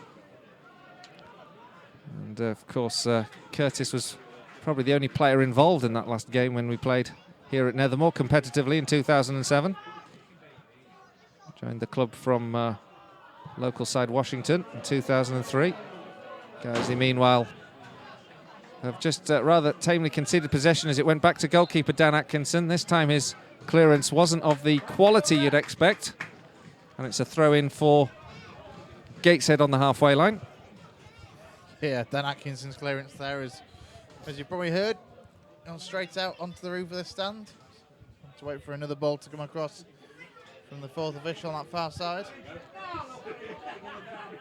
Throws taken up towards the edge of the 18-yard box. Lockwood wins the header. Jake Lawler skies the ball again up in the air, but still scrappy. Picked up now by Bowman. Takes a volley from about 20 yards from goal. This time it goes behind and is comfortable for Dan Atkinson to watch out. Yeah, it's the first real opportunity that Bowman's had in this game, and he took the snapshot on the volley. Just trickled a couple of yards wide of Dan Atkinson's goal. Still, Guiseley 0-0 here against Gateshead. Gateshead now having a little spell where the ball and the pressure has been relieved, and it's in the Guiseley half at the moment, but Jake Lawler and Adam Lockwood have tidied that one up. Played up to the halfway line. Nicky Boschel flicks the ball forward. This time Clark wins it and returns it. Good tackle comes in again from Jake Lawler. And Hatfield to win the ball back for the Lions. Jake Lawler then sends it down the right-hand side. That's going to be Jordan Cranston's ball. And he returns it to the goalkeeper, Russell. Still 0-0 here. Bradford Park Avenue having a bit of a game with Ferriby. North Ferriby equalised, so that was 1-1. Now Bradford Park Avenue got a second, 2-1. And Curzon Ashton 0, Fylde 2. No more Vanarama national goals just yet. But we do know that Altrincham were leading against Tranmere Rovers, 1-0. Yeah, there's been a sending off, I think, in the game at Torquay against Cheltenham. Cheltenham are down to 10 men. Oh, and Wrexham 2-0 up now against Halifax. Keeps you up to speed with all the goals. Hopefully there'll be one here for the Lions. Jake Lawler comes over the halfway line, gives it to Hatfield. Hatfield, 25 yards from goal, takes a shot that's blocked by Curtis. And then Cranston gets the ball away, finds McLaughlin, helps it down that left-hand side up towards Bowman, headed away by Atkinson. Jake Lawler inside the centre circle, gives it to Lowe. Guys, he's still in possession of the ball. Lawler really stepping up to the midfield commanding role this afternoon. Back here with Atkinson. Atkinson sprays the ball out to the right-hand side, looking for Brooksby. Headed away by Cranston. The ball in the air. Claims as a free kick. McLaughlin claims anyway for a push in the back. Nothing given. Guys who win the possession back on the centre circle. Helped back by Jake Lawler. To Atkinson, who's not really been tested thus far. Atkinson helps the ball up towards the head of Craddock. Craddock flicks it on up against Clark. It's a good header. Guys, he now in the ball on the right-hand side here. Thompson into the area. Oh, plays it in towards the feet of Craddock. He takes a drive towards goal, a deflection, takes it over the bar, and Guiseley have a corner. Once again, Craddock searching for that first Guiseley goal, and he took it well on the volley. Good defensive work, though. I think it was it Chandler that had come back to help out? And it was his deflection that's put it out for another corner. So I think, is this 8 now? 0-0. The ball whipped in for the corner for Guiseley. Headed off the 6-yard line. And again, the return comes in from Thompson. And there's a free kick has been given to Guiseley right on the edge of the 18-yard box here. Not quite sure. Thompson must have just been clipped. But the referee was very quick to give the free kick. I'm not quite sure what that's for, though. I thought he just fell over, basically.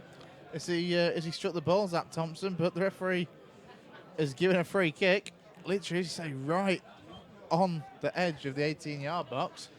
It's a good position, this, isn't it? For a shot, it's to the right of the D, literally a matter of centimetres up from the 18-yard box, and there's going to be a 6-man wall between Nicky Boschel, Thompson, Wayne Brooksby, which one of those three will take it? Whoever takes it needs the perfect technique to get it up and over that wall, because say you've got 18 yards to play with. That isn't much distance to get a ball up over a wall and back down. It's going to be Nicky Boschel. He curls it in. Oh, it's just over the crossbar. There's a decent effort there from Nicky Boschel.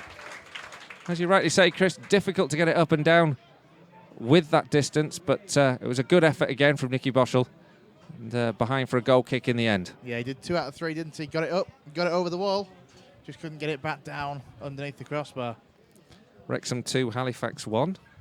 Goals galore in that game. We've only got about 27 minutes on the clock so far here. Guiseley 0, Gateshead 0. Throw for Baxter. Craig Baxter on the ball. Now from the throw, receives it back from Gillies. Gets it in towards the edge of the area. Johnson can't collect. Curtis picks the ball up though, plays it forward. Danny Lowe does enough to give it back to Nicky Boschel. Back here to Lowe. Lowe sends it up towards the halfway line. Headed away by Baxter, picked up by Nicky Boschel inside the Guiseley half. He plays a crossfield ball out here to Wayne Brooksby. Beautiful ball on the volley. And it's chested down well by Brooksby. Eventually intercepted and out for a Guiseley throw on the right-hand side. What a sublime ball out that right-hand side. We've seen a couple of excellent crossfield passes. One from Jake Lawler earlier, which found Brooksby on that far side. But that one, absolutely superb. Guiseley with the throw. In here to Brooksby. Brooksby trying to work down that right-hand side is tackled. Doesn't win the ball, but Nicky Boschel wins it back and then takes a drive from distance. That doesn't really threaten the Gateshead goal, and it's behind for a goal kick. So a couple more goals. Wrexham 2, Halifax 1 we talked about. Altrincham 2, Tranmere 0. Just coming through, so Alty's second in that game. Bradford 2, North Ferriby 2. Now, so Ferriby coming back from behind twice in that game. Yeah, this isn't a particular game where they reply as if Tranmere would have wanted, because of course they lost against Boreham Wood last week at home and find themselves 2-0 down at Altrincham. Ball at the feet of Sam Russell at the moment. He hoists it forward. It's blocked by Atkinson, helped away by Toulson up towards the centre circle. Craddock can't win that one. Clark can. It's headed back into the Guiseley half, but good tidying up work again from Jake Lawler. Wins the ball, takes it away from Bowman. So far, Gateshead not getting any joy. The clearance from Atkinson causing all sorts of problems. Curtis manages to win the header.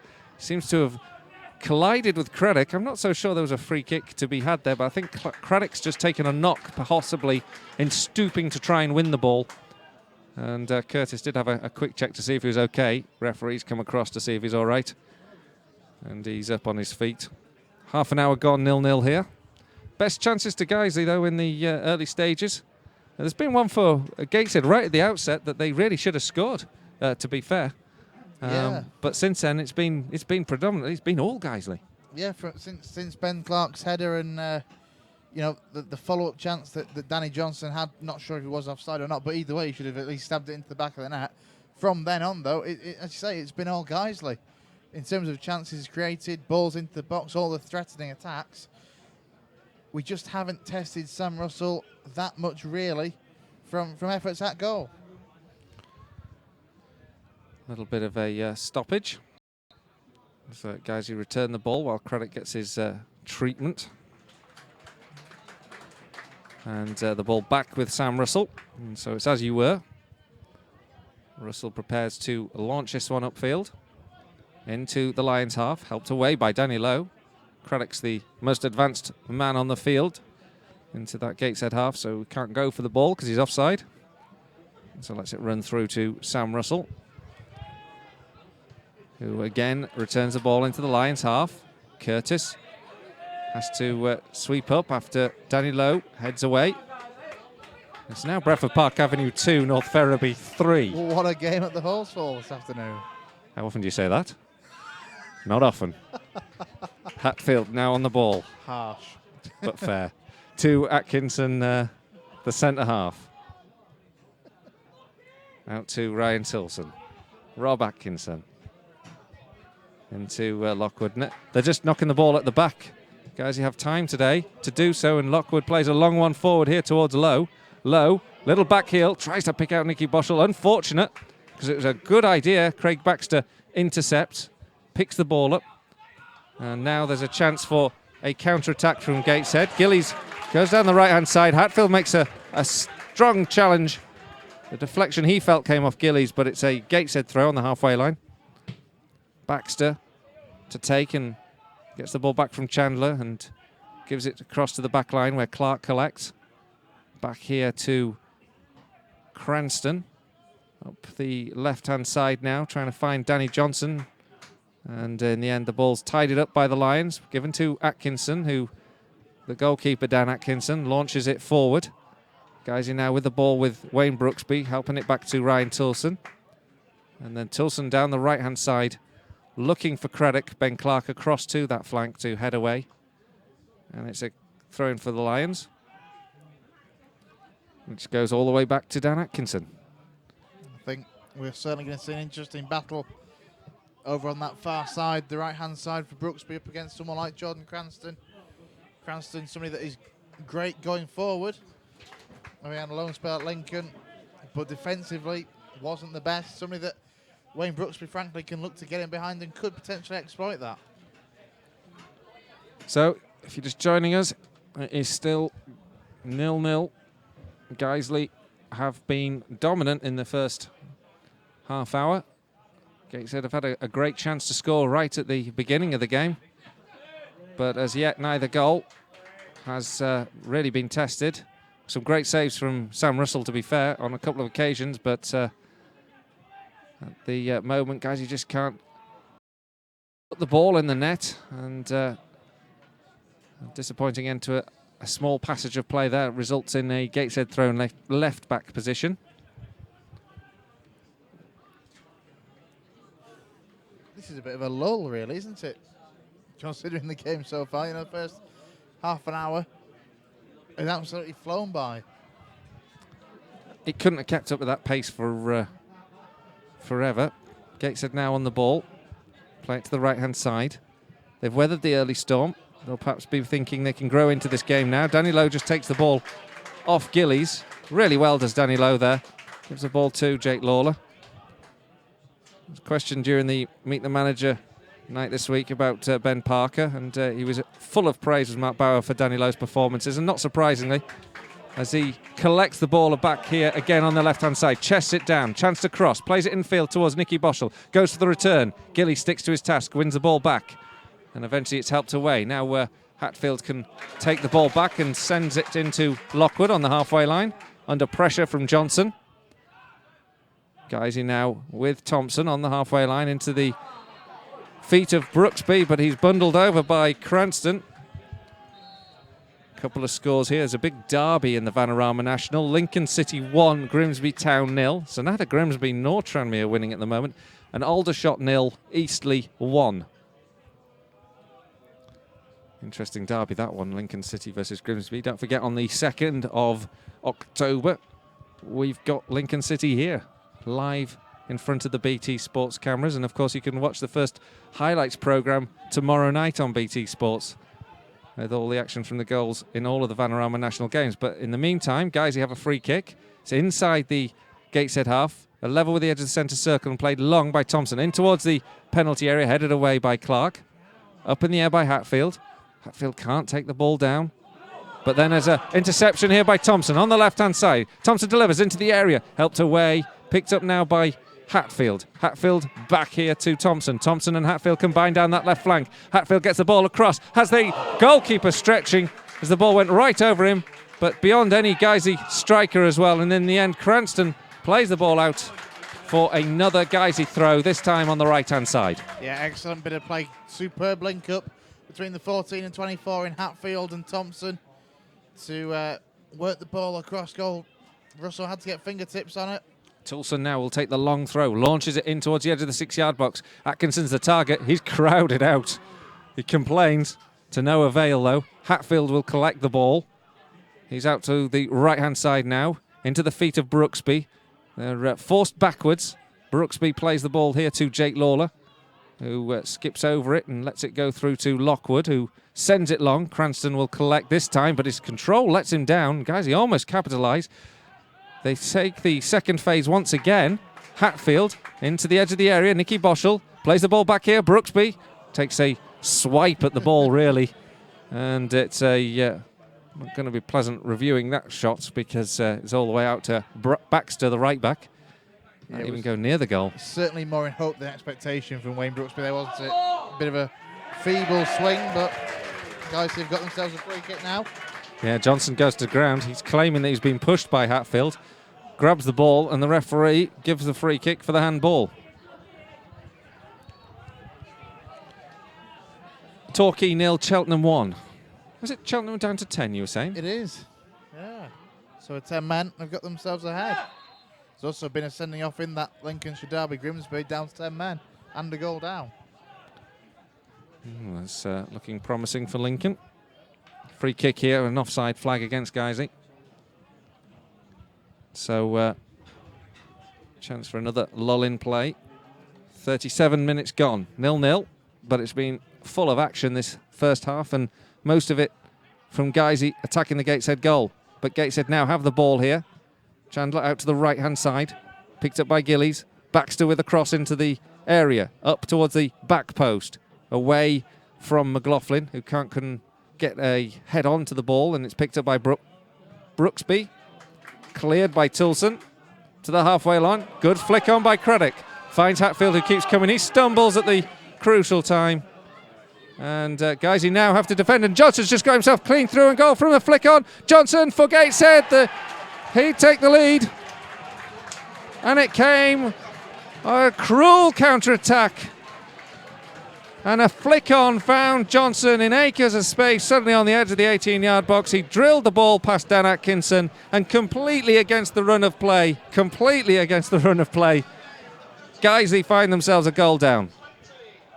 That they do. The ball forward that Hatfield brought down well. Everybody pushed up in support of him. Hatfield loses possession. One long ball forward later, via a flick on, and Danny Johnson has it. Yards ahead of a defender with just Dan Atkinson to beat, and he's done it well. But as you say, you know, we said before we tried to not be to be neutral, but this really has been completely against the run of play. Yeah, I mean, yeah, I don't think that'll be disputed by anyone in the ground, but guys, you have yet again learnt, perhaps being taught a lesson. You've got to take your chances, and you can't give even a single chance at this level without being punished.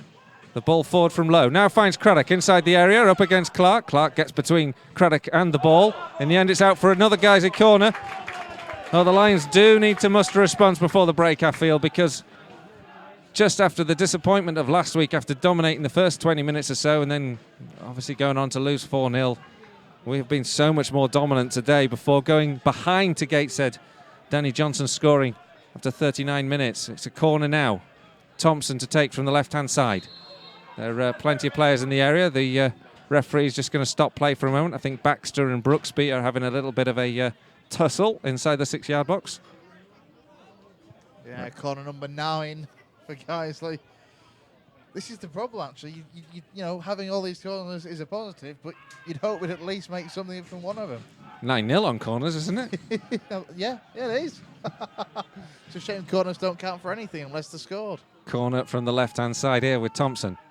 Curls this one in, up towards the back post again, over the goalkeeper, and in the end, Adam Lockwood is penalised.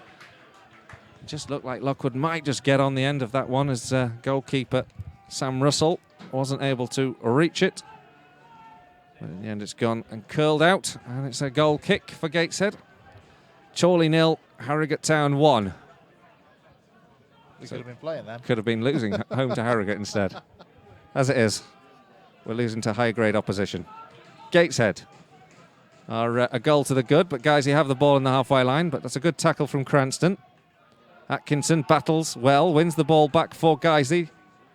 And then, Will Hatfield, who's been all over the park so far, temporarily goes back to right back and wins the ball back for the Lions. Boreham Wood 0, Woking 1. Ball up into the Lions half, taken down by Wayne Brooksby. Brooksby back to Toulson. Toulson sends it back to the goalkeeper.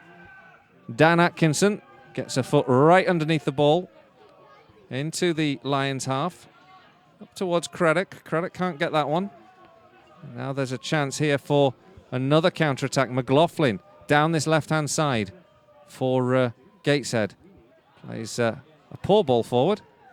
And in the end, Atkinson can clear. But Guiseley not full of the same zip. They need to respond better than they did against Aldershot last week to go in a goal behind. After dominating the early stages of this game. Craddock now on the ball inside his own half. Plays it up towards Zach Thompson. Thompson plays a lovely ball in here to Nicky Boschel on the right-hand side. Nicky Boschel, 3 or 4 blue shirts around him. He couldn't pick a ball out.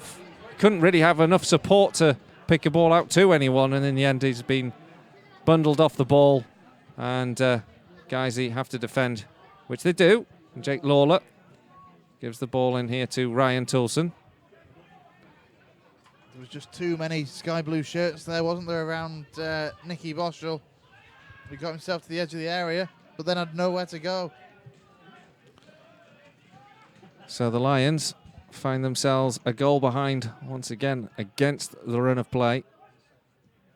But here at home, they do need to be more clinical in front of goal. Can they start it here? Hatfield has the ball on the right-hand side, plays it out here to Craddock. Craddock into the 18-yard box, drills it across the face of goal. It's blocked by Curtis. It's behind for another corner, 10-0 on corners. And Guiseley yet again get the balls into the bodies into the box. But really, you know, we need to be testing this goalkeeper more, don't we? Yeah, very much so. The corners haven't created too many chances to test Sam Russell. And in open play, we haven't done it enough either. Corner comes in up towards the edge of the 6-yard box. Atkinson can't win the header. Clark, who's a mercurial defender, he gets the head away. Guiseley stop the counter-attack with a super tackle that comes in from Hatfield on Gillies, but it's at the expense of a throw-in. And it's a throw for right back for Craig Baxter to take. And the Gateshead man gets the ball up to the Lions half, intercepted by Jake Lawler. And back here with Dan Atkinson, who's in for Stephen Drench today. Drench on the bench. The ball cleared, and it's out for a Gateshead throw. Yeah, it looked like he was trying to ruin a game of cricket, trying to ruin it on the other side there, that clearance. Couple of latest goals. Bradford Park Avenue 2, North Ferriby United 4. Unbelievable, 6 goals in that one. Lowestoft 1, Corby 2. Corby now leading after being behind. Barrow 1, Southport 0. And Gloucester City 1, Telford 0. Telford, of course, let go of Steve Kittrick during the week. Replaced with the Hednesford managers.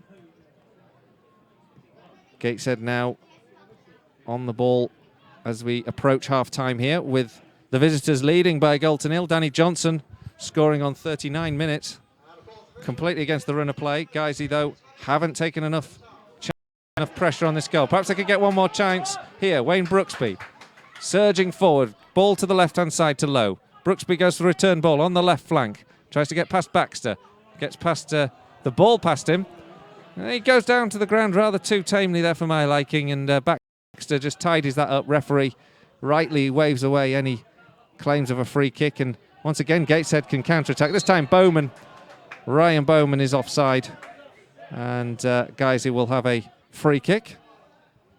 Completely agree with what you were saying then about Wayne Brooksby, because he knocked the ball past Craig Baxter, but didn't really look that keen on trying to get himself past it. He looked more intent on trying to win the free kick, and the referee just waves it away. Goalkeeper plays the long ball up towards Craddock. Wasn't a bad ball. Went over Craddock, though, and into the goalkeeper Sam Russell's hand, as Gateshead just use the clock up to get through to half-time. They'll be delighted. Surely they'll be delighted to have a one-goal lead after that first 45 minutes. The statistics will make very interesting readings after this game. I'm not sure how many shots on target there will be. In the meantime, Craddock has just adjudged to have backed into James Curtis. And it's a free kick to Gateshead. He's just giving him a hand there, isn't he, John Craddock, by putting the ball down for him? I didn't see quite how many minutes of extra. We've had almost the 2 minutes. I presume that's you telling me it's 2 minutes anyway, Chris. It is, don't worry. Free kick's been taken by Sam Russell. It's long into the Guiseley half. Helped away again by Zach Thompson. Referee says that's enough. Just as the ball bounces onto the tin roof above our heads. And at the break, it's not good news again for Guiseley, but despite dominating the early stages of this game, despite having plenty of the ball in the final, Gateshead third, having 10 corners in that first half, the Lions find themselves almost inexplicably a goal down after a flick-on found Danny Johnson, who was put clean through on goal. He drilled it past Dan Atkinson, the Guiseley keeper making his debut today, and at half-time, it is Guiseley 0, Gateshead 1. It's quite unbelievable, really, isn't it? Because, as we say, Guiseley have probably dominated 40 out of this 45 minutes of the first half. 10 corners, a couple of really decent efforts, forcing saves from Sam Russell. But, importantly, they haven't got the goal. It's staggering, isn't it? After dominating quite that well, winning that many corners, and finding themselves a goal down, which was completely against the run of play. The positive since the goal is that heads haven't dropped in the same way they did against Aldershot last week. You know, they conceded today, and they've looked likely, they've looked keen to try and get forward, whereas last week, they conceded first, heads dropped, and they quickly conceded a second. Again, it'll be how well we respond in this second period, how strongly we come out in terms of, attacking this Gateshead team that they are beatable, aren't they? This is a side we could be getting points out of as it stands, you'd think. Yeah, if this was 0-0, you'd think it was just a matter of time for the second half for guys to go on, put another performance like the first, and go on and win it. As it is, we've got to just come out in the second half like we have in the first, basically. We just need to be more clinical. Yes. Test Sam Russell that bit more. Possibly a game where someone like Adam Boyce could go in handy, because at times Craddock is running well, he's putting the effort in, but he is looking a little bit isolated. He's struggling to win the headers. It's a difficult one, isn't it? Because with the 5-man midfield, that's working well for us in terms of winning the ball and getting it into the final third. But in terms of doing something with it in the final third, we're coming up a little short, aren't we? Yeah, absolutely. You're quite right, because it's, it's one of those, if it was Boys instead of Craddock perhaps up top, Boys is bigger, that little bit physically stronger, not necessarily got the running and the energy levels that Craddock seems to have, but Craddock thrives off the flick-ons and that kind of thing, and being supported and getting the flick-ons off the players around him, and he's struggling to do that at times. When the ball's played into his feet, he's doing well with it, but in terms of making those runs, he's just struggling. Well, let's just give you updates of the games that we've been following. First of all, in the league games with local sides involved, Derby 1, Leeds 2 was an earlier scoreline. Leeds getting a valuable 3 points there. Huddersfield 0, QPR 0, Bradford City 0, Port Vale 0.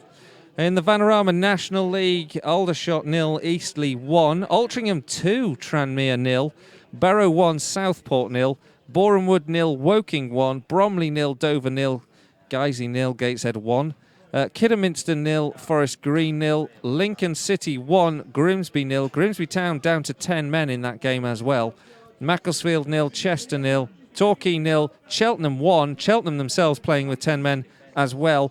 Welling 1, Braintree 1, Wrexham 2, Halifax 1. In the Vanarama National League North, it is Brackley 1, Worcester 0, Bradford Park Avenue 2, North Ferriby United 4, Chorley 0, Harrogate Town 1, Curzon Ashton 0, Fylde 2, Gainsborough 0, Boston 0, Gloucester City 1, Telford 0, Hensford 0, FC United 1, Lowestoft 1, Corby 2, Solihull Moors 0, Alfreton 1, Stockport County 0, Stalybridge 0, Stockport 2 are down to 10 men, and Tamworth 0, Nuneaton 0.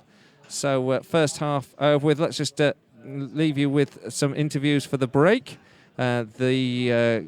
Long time ago, it seems, when we played Aldershot, but we'll revisit what Mark Bauer had to say on that day whilst we take 5 minutes break here before we get back out for the second half, and hopefully 3 points. We'll see you shortly. Joined now by Mark Bauer after the 4-0 home defeat to Aldershot Town. Mark, bitterly disappointing afternoon. Yeah, all around really. I thought for the first 20 minutes we were good and we created chances. Whereas we've missed them in the past couple of games, not being punished today. Today we were punished. The goal right at the start of the second half just really knocked the stuffing out of us and killed the game as a contest. So disappointing. Lessons to be learned. I thought we looked really solid and really good in the first 4 games. By the first 20 minutes today, we've been off it and ruthlessly punished really. I suppose we're up against a full-time team and it's 5th game in 15 days. Maybe their fitness levels, they were just that little bit sharper than us on tour, every second ball and won most first balls, to be fair. Just that we were off it all over the pitch and they've punished us. Disappointed with the first goal. I think there's a blatant foul on Lockie in the lead up to it. Just cannot understand how the free kick's not given. And they take the chance, get the goal, and it's an old adage, isn't it? Goals change games, and it certainly changed this one because I thought up until that point we were the team in the ascendancy. But yeah, we didn't react well from it. Conceded again soon afterwards, and we just got to make sure that this is a wake-up call. We've a few pats on the back those first 4 games, but we've got to make sure that we react properly from it and learn the lessons from it.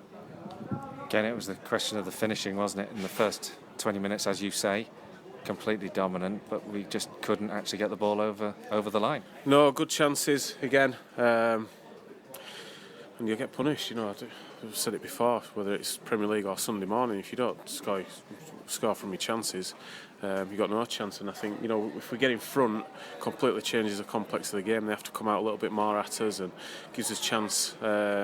We got around the back of their fullbacks numerous times in the first half, and not just chances created, but we just never managed to pick anyone out from when we got in. They got around the back of us once, pulled it back, and they scored a goal, the second goal, which obviously is a killer blow as well. So disappointed. We've set standards in the first 4 games, and today we've, like I say, by the first 20 minutes we've got nowhere near them, and once they got that third goal start of the second half, they sat back and really soaked it up and hit us on the counter-attack. So we can expect changes for the next week to come? Yeah, possibly. I think we need it probably a free week. Got a behind closed doors game on Tuesday for the lads have not been playing. Just said in the dressing room there, it's down to people to throw their hat into the ring and say I want to play next Saturday. It's probably changes over the weekend with playing Saturday and Monday with the bank holiday weekend. So yeah, we can't overreact. We've got a good squad of players. We've got to utilise it well and look to bounce back from it. Thanks, Mark. Chris Burr with Steve Drench after Guiseley's 4-0 defeat against Aldershot Town. Steve, as goalkeeper, can you try and sum up the performance and the result for me? I could try, but I could be here till next Saturday to try and explain. To be honest, it's a bit of a where now you can play brilliant for 90 minutes and you end up losing 1-0. You can play terrible and you can win 1-0. So it's just one of them really. But I think as long as we get a good positive result next Saturday, get this game out of our system as quickly as possible, we can go from there.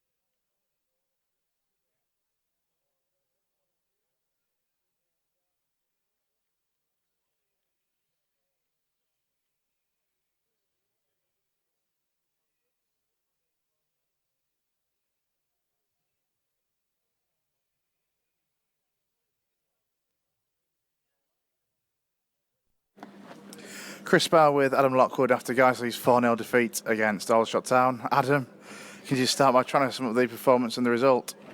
Yeah, really disappointing. Well, by far, as distances were too open as a team, really. And for me, I don't think it's an acceptable performance from everybody. But on the other hand, leading up to the first goal, we were the better team, had better chances, and I don't like to say it, but a decision, that we felt hard done by. They do go against you, but they do change games, and it definitely did today. We didn't play. We didn't deserve to win the performance after that, but leading up to it, I thought we were the better side. But say it's sour grapes, and we have got to look at the bad performance after that and say we've got to be better, and don't let things like that affect us, because it's not going to be the first time it happens, I'm afraid. Sorry to say, but that's the way it is. I was going to say, after that first goal, it all kind of fell out of shape slightly, because we've gone from conceding 2 goals in the first 4 games to 4 in this game.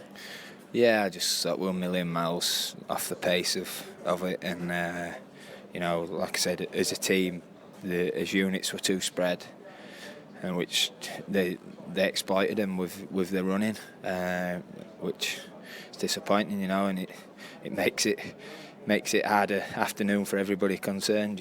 It's probably the hardest afternoon in terms of fitness and running that we've all probably had, I think, each to a man, and it won't be down to hard work. We've probably worked harder than 2 games put together today, and come away with nothing. We just haven't worked smart enough. So we'll have a look at it and hopefully put things right. Going forward, it was another game where we had a lot of half chances and good crossing into the box, but I think we counted 2 shots on target, or 2 times where Phil Smith had to make a save. Yeah, like I said, I think as a team all round we've got to be better, and when you're playing at this level and you're stepping up, we have to be counted for, and we have been, leading. It's a disappointment, everybody's down, but I think on a whole we have to be better, and they showed. Obviously they got chances and they made us pay. They shouldn't have had those chances. As a team we didn't defend well enough, and as individuals we didn't defend well enough, but they still had to make. Well, welcome back here to Nethermore Park, where the Lions are a goal behind somehow, inexplicably. We can't quite believe it.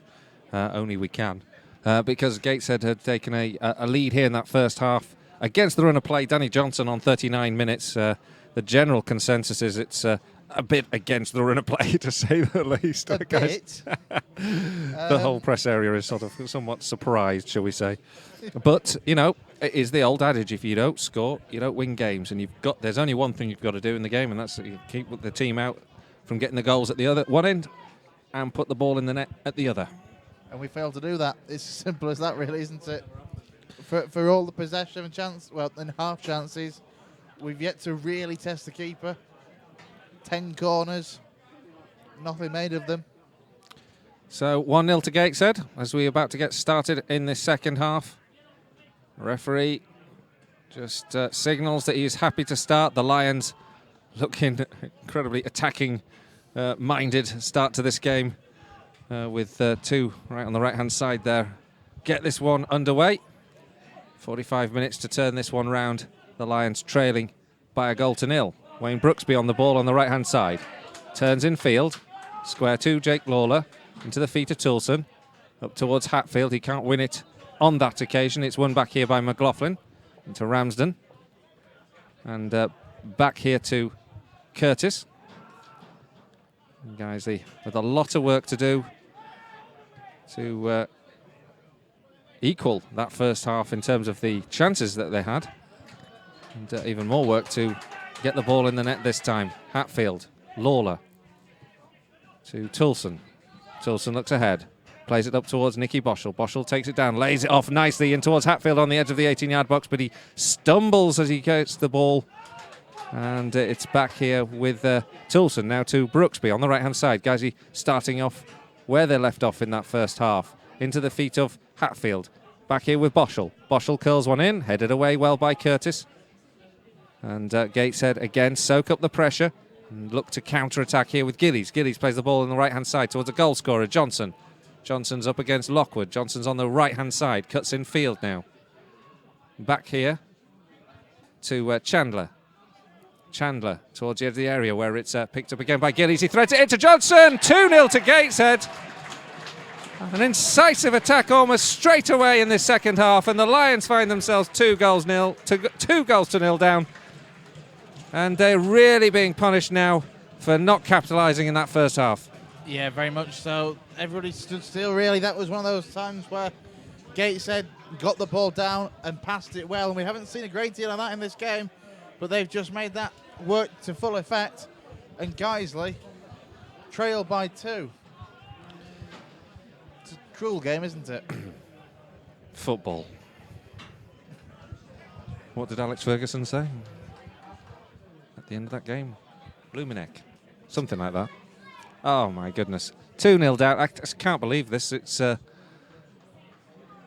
another lesson is the word. It's going to be a real cliche for us. Guiseley have not taken the chances. Now 2 goals to nil down. Conceding very early on in the second half. Hatfield picks it up. What on earth is Mark Bauer thinking on the bench here? Toulson on the ball here. Gives it to Brooksby. Brooksby to Hatfield. Hatfield cuts in field. Tries to get to the edge of the 18-yard box. Can't. Taken away. Picked up by Bowman. Tries to thread it through to Johnson. Intercepted by Jake Lawler. Toulson. Toulson looks ahead. Back to Atkinson. Atkinson gives it to Lockwood. Whatever Mark's thinking, I don't think it'd be repeatable on that, quite frankly, because he'll be absolutely fuming. Maybe not with the performance, just especially with the result, though, so far. Well, there's a bundle in the back of Brooksby, which gives Guisey a free kick. McLaughlin, the perpetrator. It's midway through the Gateshead half. Chance here for Thompson to distribute. Guisey 2-0 down now. 2 goals from Danny Johnson. Thompson curls this one in up towards Lockwood. Lockwood heads on. And it's behind for a goal kick. It was a decent ball in, but Lockwood's head just got too much on that. Put it out for a goal kick. But you think back to last week and the manner in which the 3rd goal was conceded straight after the restart when Guiseley switched off in very similar circumstances. In this case, you know, Guiseley just need to switch off and let Gateshead pass it round them. Clearance is taken by Russell. Guisey pick the ball up inside their own half with Jake Lawler. Wayne Brooksby on the halfway line. Square to Toulson. Toulson steps forward. It's a poor ball from Brooksby, picked up by Cranston, and then McLaughlin's bundled over by Hatfield on the halfway line. Free kick to Gateshead. It wouldn't surprise me if Mark was thinking of making a couple of early changes. He's got to be positive at this stage. You know, with 2-0 down, there's no point in waiting to make any changes. They've got to be done sooner rather than later at this stage. And I can certainly say I think Boys and Dickinson are both out warming up, going through some stretches. Difficult to see who you take off, though. The ball comes in from the free kick. It's tamely over the back line and out for a goal kick. Possibly you need to go a little more direct, perhaps, or have somebody that can hold the ball up at least. Because as we said, Craddock has got all the effort and all the running, but his hold-up play just isn't there. Well, Adam Boys is warming up on that far side. Liam Dickinson and Ben Parker. Possibly you might even see Ben Parker come on, perhaps give a bit more width. The ball's just gone over the top, and it's a chance now for Bowman. He's got behind in front of Lockwood. Lockwood gets his body just in front of him. And, well, Bowman really should have capitalised more. He had the advantage on Lockwood, but Lockwood caught up and managed to use all his experience to prevent the Gateshead striker getting any further distance on goal. But that was another chance for, well, another chance really for Gateshead to get a goal there. And that would probably have been their 3rd chance, or 4th chance, and it would have been their 3rd goal. Yeah, clinical is what it would have been, which is what Guiseley have struggled to be in the last couple of games especially. Craddock now on the right-hand side, 2 players around him. That tells a bit of a story. Craddock now bundles Cranston down. The 2 of them having a bit of a a contretemps, and then Cranston has just retaliated, got up, pushed Craddock. The referee is going to speak to Cranston. I think he'll get a yellow card for this. He certainly feels there was a... he was hardly done to by being pulled down by Tom Craddock, right down by that hoarding behind the goal. Referee is obviously being advised by his officials as his finger goes to his ear to hear what he's going to be told. I think he'll be trying to just cool things down, take the tempers down a little bit, and I think it's going to be a word for both Cranston and Craddock, and no further action. So rather optimistic shouts of off from the home crowd, and referees just decided that a word to calm them both down is fair justice on this occasion. Yeah, I think Cranston certainly felt that in and amongst being pulled down, I think Craddock had stood on his wrist or on the back of his hand. But the referee has probably seen the right decision made there, I think. Hatfield now on the ball for Guiseley on the left-hand side. He's got to go back, and that's happening a bit too often now in the second period. Guiseley going forward, but not making a much foray in towards the penalty area. And in the end, that one rather tamely out for a throw to Gateshead on the right flank. Towards the halfway line, headed on by Jake Lawler. Towards Craddock, away by Curtis. Atkinson on the halfway line, gives it to Lowe, but Lowe's ball forward is tidied up by Baxter. Cleared by Russell. Up towards Bowman, headed away by Lockwood. And in towards Nicky Boschel. This time Boschel's penalised for a push on Baxter. And it's a free kick on the halfway line for Gateshead. Yeah, I think the visitors have certainly started this second half better than Guiseley, quite frankly. You know, we were looking for a high-impact start. It's the second half from the Lions, and we just haven't had it. Throw-in for Gateshead now, halfway through the Lions half. 53 minutes gone, Guiseley 0, Gateshead 2. Bowman now on the right flank, trying to get past Danny Lowe. Lowe sticks to his task. Back here to Baxter. He crosses up towards the back post. It's overhit and out for a goal kick. Couple of scores. I know, that's how we're feeling, isn't it? Lowestoft 1, Corby 3. Solihull Moors 1, Alfreton 1. I think Alfreton just taking the lead in that game just before the break. Solihull Moors back to level pegging. Goal kick is taken by Atkinson. It's headed away, though. And Gateshead and Guiseley scrabble for possession on the halfway line before it goes out. And there's a chance now for Gateshead to get forward again quickly with Bowman. Back here to McLaughlin, who curl this one into the box up towards the back post. Headed away by Danny Lowe. There's an offside flag anyway. And it was a rather acrobatic effort from Johnson just before he heard the referee's whistle. And she sort of shot the ball straight into Adam Lockwood's midriff. But we are going to see a change. And it is Ben Parker who will come on. And Adam Lockwood who is coming off. So a bit of a change there that perhaps wasn't what we're thinking. I think that means that Danny Lowe goes into centre half. Ben Parker will go left. Possibly Danny Lowe, Toulson and Atkinson are going to play a 3. We're going to have to see how this pans out. Can't quite tell, because Mark Bauer did talk about that option at the Meet the Manager event midweek. But I wasn't quite seeing that one. I wasn't anticipating that change. It wasn't what I was expecting either, if I'm completely honest. I expected either Boys or Dickinson, you know, one of the big strikers to come on. But as it is, Danny Lowe has gone in at centre half. You know, even if it was a formation, no change, and you have Ben Parker in at left back, that offers you more pace at centre half in the form of Danny Lowe over Adam Lockwood.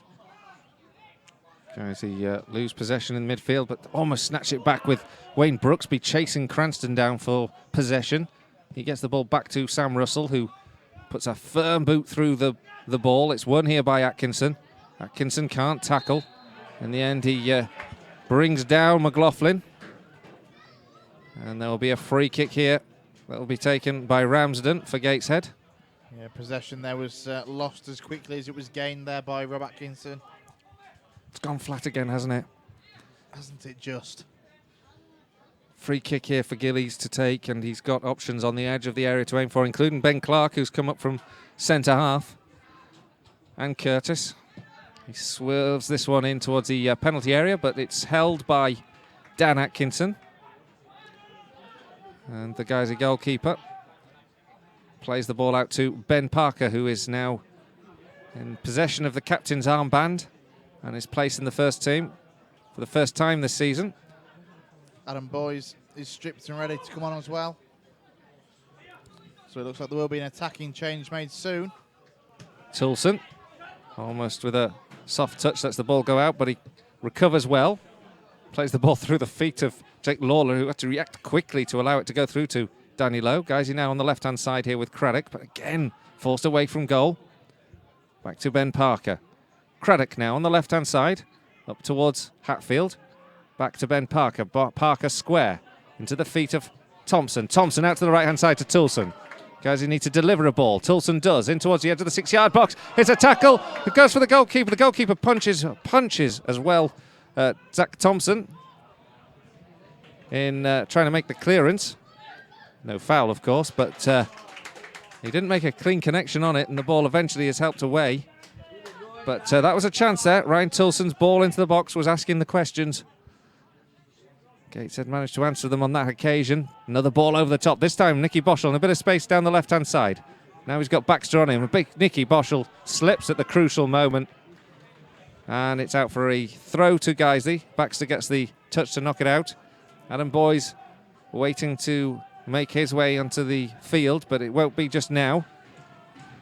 It's taken by Ben Parker, the throw. Here to Hatfield. Hatfield to Parker. Parker, square to Thompson. Thompson looks ahead of him, plays it to the right-hand side, picked up by Toulson. Toulson, square now to Thompson again. There's patient build-up from Guiseley. They need something a bit more incisive than that, though. Toulson plays the ball towards Hatfield, misses it, now on the counter-attack. Bowman has the ball, he's up against Atkinson. Bowman goes into the area, great tackle comes in from Rob Atkinson. Super defending from the Guiseley centre-half to take the ball away from Ryan Bowman. And Guiseley again, just have to be aware of the counter-attacking prowess of this Gateshead side. There was an excellent tackle from Rob Atkinson. A superb sliding challenge. Nicky Boschel now has the ball on the left-hand side, plays it into Craddock. Craddock threads it through to Hatfield. Hatfield spins, takes a shot, deflection. Hatfield with a second shot. Great save again from Sam Russell. Superb reaction stop from the Gateshead stopper. Puts the ball over the crossbar, another Guiseley corner. That's the first brilliant save that Sam Russell's had to make. And that was an excellent save there to tip away the effort from Will Hatfield. Meanwhile, it's Boys, I think, isn't it, that's coming on for Tom Craddock. Yeah, Tom Craddock, who... Poor Tom. He's not made it over the 60-minute mark today, but he's had his chances, he's played well. He just has been asked to do an awful lot. Adam Boys and Craddock aren't going to be combining today like they had been in the first 4 games of the season. Boys will replace Tom Craddock. And guys, you have a corner on the left-hand side, which Nicky Boschel steps up to take. And prepares to deliver this one in towards the 6-yard box, up towards Rob Atkinson. He can't get it. Picked up here by Danny Lowe. Lowe, square to Thompson. Thompson, some distance from goal, drills this one in. It was a low, hard shot, but it wasn't on target. And it's behind for a goal kick. It was Zach Thompson's effort there. So it wasn't really ever going to trouble Sam Russell, but it was worth firing it through that crowd of players. 60 minutes gone. Guiseley 0, Gateshead 2. Bradford Park Avenue 3, North Ferriby 4, by the way. 7th goal in that game. Tamworth 0, Nuneaton 1. In the National, Macclesfield 1, Chester 0. Travel to Chester on Monday afternoon. Chris Bell will bring you that one. Wrexham 3, Halifax 1. Clearance bounces over a couple of Gateshead defenders. Now is a chance here for Hatfield. He gets into the area, drills one towards a goal. He can't keep it down. It's over the crossbar and behind for a goal kick. That was a chance for Guiseley, and we have to start taking them. Yeah, absolutely. That chance was getting harder and harder, though, as Hatfield let the ball come across and run ahead of him. every inch closer to the goal, the harder it was, because the angle became tighter, and in the end, he had to get the shot off as soon as he could, but it wasn't a good one at all, was it? As it went over the crossbar and bent away. But it's more of the type of play we should be looking at. The ball just goes up the other end, and Toulson heads back. But, just for a moment there, it looked like Johnson might sneak in once again. Guiseley have conceded two. To Danny Johnson so far. Curtis now with a towering header.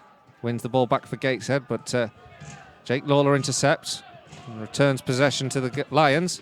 Played down the right-hand side, picked up by Brooksby. Brooksby cooks in field. Keeps on going.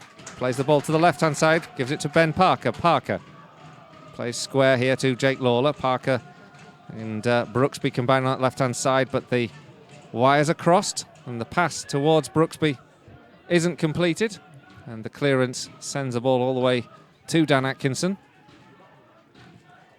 Danny Lowe upfield towards Adam Boyes, headed away by Clark. And the clearance completed up to the halfway line, headed on by Zach Thompson into the feet of Hatfield again. Ben Parker, Thompson, and Hatfield and Thompson are just exchanging passes in the middle of the park at the moment. Guiseley still holding on to the ball, but need to do something more incisive. Toulson now down that right-hand side, plays it to Brooksby. Brooksby up against Cranston. Back here to Toulson. Cranston still on the tail of Wayne Brooksby and wins the ball off him, and now starts another counter-attack for the visitors, but well watched and intercepted by Jake Lawler. Took the right position between Cranston and Johnson and prevented the counter-attack, but home fans urging Guiseley to be more direct in the attacking play, whereas the Lions at the moment are passing the ball around and passing themselves into trouble because Ryan Bowman's just intercepted a loose ball, picked up by Paddy McLaughlin down the left-hand side. Up against Toulson, back here to Ramsden. Ramsden, up to Toulson, up to Bowman rather, up against Atkinson. Bowman, square infield, finds Gillies. Gillies just on the edge of the area now.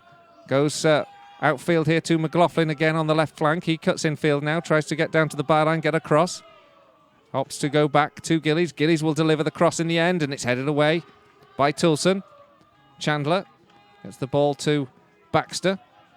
Baxter takes a position on the right-hand side, ready to cross up against Nicky Boschel. Beats him, gets the ball into the area. The drilled shot comes in, headed away by Danny Lowe, who fills his head. It was a ball firmly onto the edge of the 6-yard, blocked by Danny Lowe's head. But Guiseley just don't get the ball back. Cranston wins it, gives it to Clark. Onto the halfway line. Clark to Ramsden. Ramsden out here to Curtis. Curtis shows good control. And Guiseley now chasing the ball just when they should be in command of possession. Gateshead are growing further into the game. Ryan Bowman. Bowman on that far touchline is dispossessed. Nicky Boschel wins the ball back, but only temporarily because Craig Baxter steps across. And with 25 minutes to go, with Guiseley trailing by 2-0. It's beginning to look a little bleak again. Yeah, Gateshead are looking more and more comfortable, aren't they? And less under pressure.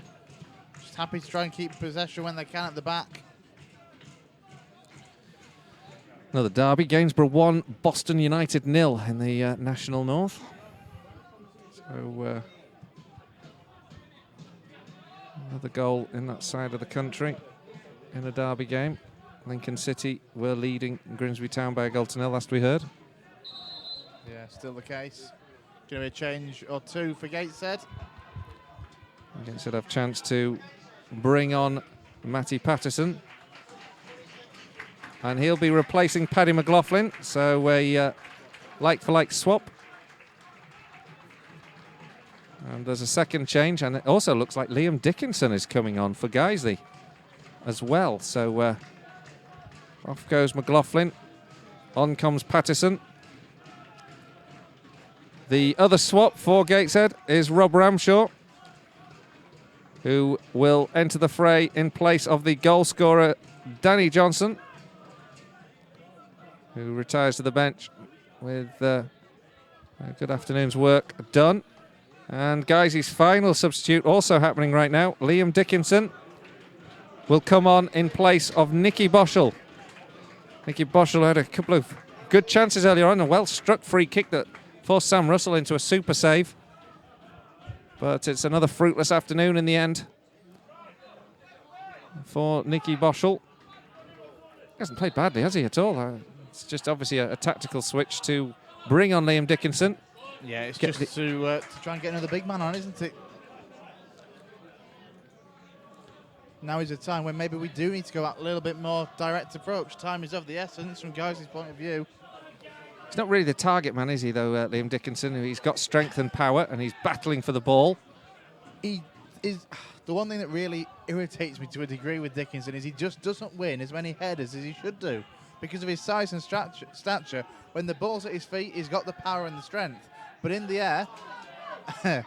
Hatfield now on the ball on the right-hand side for Guiseley. Plays the ball square here for Toulson. Toulson curls one in, headed away by Curtis. Picked up here by Bowerman. Played down the right-hand side, but there's no blue shirt to aim for on that occasion. And so Ben Parker sends it back to Dan Atkinson. Only one more substitute that can be made, and that's for Gateshead. Which is quite unusual, given we still have 23 minutes left of this game. Ben Parker battling to try and win the ball back off Baxter in the middle of the park. It's won here by Jake Lawler. Out to Liam Dickinson on the left-hand side. Liam Dickinson, good footwork from the Guiseley substitute. Plays it into the feet of Thompson. Thompson's ball across field is easily intercepted. Cranston completes the clearance. And headed on by Atkinson. Just doesn't feel like it's going to be Guiseley's day. Ramsden, who's done well again in midfield, wins the ball back, sprays it out to the left-hand side. Baxter wins it up against Brooksby. Brooksby wins the ball back off him temporarily. But Gateshead return in possession until Bowman finds himself flagged for collecting the ball from an offside position. No, I certainly think that you may be right, sadly. I'll say it's still 20 minutes or so to go. A lot can happen, but the way the second half's panned out, it just doesn't seem like this game is going to go in Guiseley's favour at all. Throw to be taken by Ryan Toulson. Perhaps he'll go long with this. It's about level with the edge of the 18-yard box, a few yards up from that on the right-hand side. Toulson will launch this one long in towards the head of Dickinson. It's headed away, and then Thompson snaps at a shot, and it's over the bar and behind for a goal kick. Goals elsewhere. Aldershot 1, Eastleigh 1, an equaliser for the Shots. Stockport 0, Stalybridge 1. And Torquay 0, Cheltenham 2. Cheltenham were playing with 10 men last time we looked, and Torquay, of course, our destination next Saturday. Torquay United. Ouch. Planes, trains and automobiles that will be, won't it, to get there? Yeah, very much so. And sadly, with the form at the moment, the way things are. Could be a long trip. The ball's played back now by Hatfield. Atkinson has to scramble to keep that one from going out of play. Guys, get themselves into a bit of a muddle defensively here. Gillies. Square back here to Ramsden. Ramsden gives the ball to Cranston. Cranston chips it forward into the penalty area. Headed away by Atkinson. Picked up again by Ramsden into the area here. Bowerman takes a shot, deflects off his own man. It deflected off Ramshaw. It looked like it was heading towards a goal. Possibly Atkinson would have had it covered. Guys, he managed to get the ball clear and out for a throw.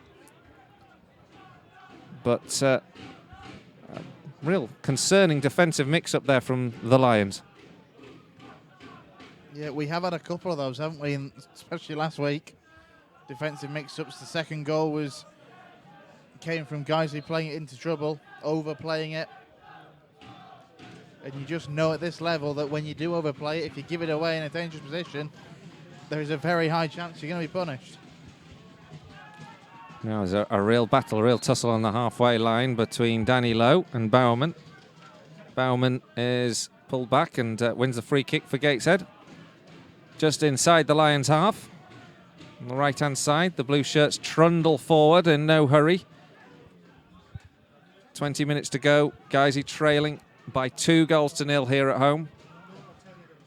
And the free kick's taken by Chandler, taken away, headed away rather, and then as Brooksby looked to gain control of the ball, Gateshead win it back equally as quickly.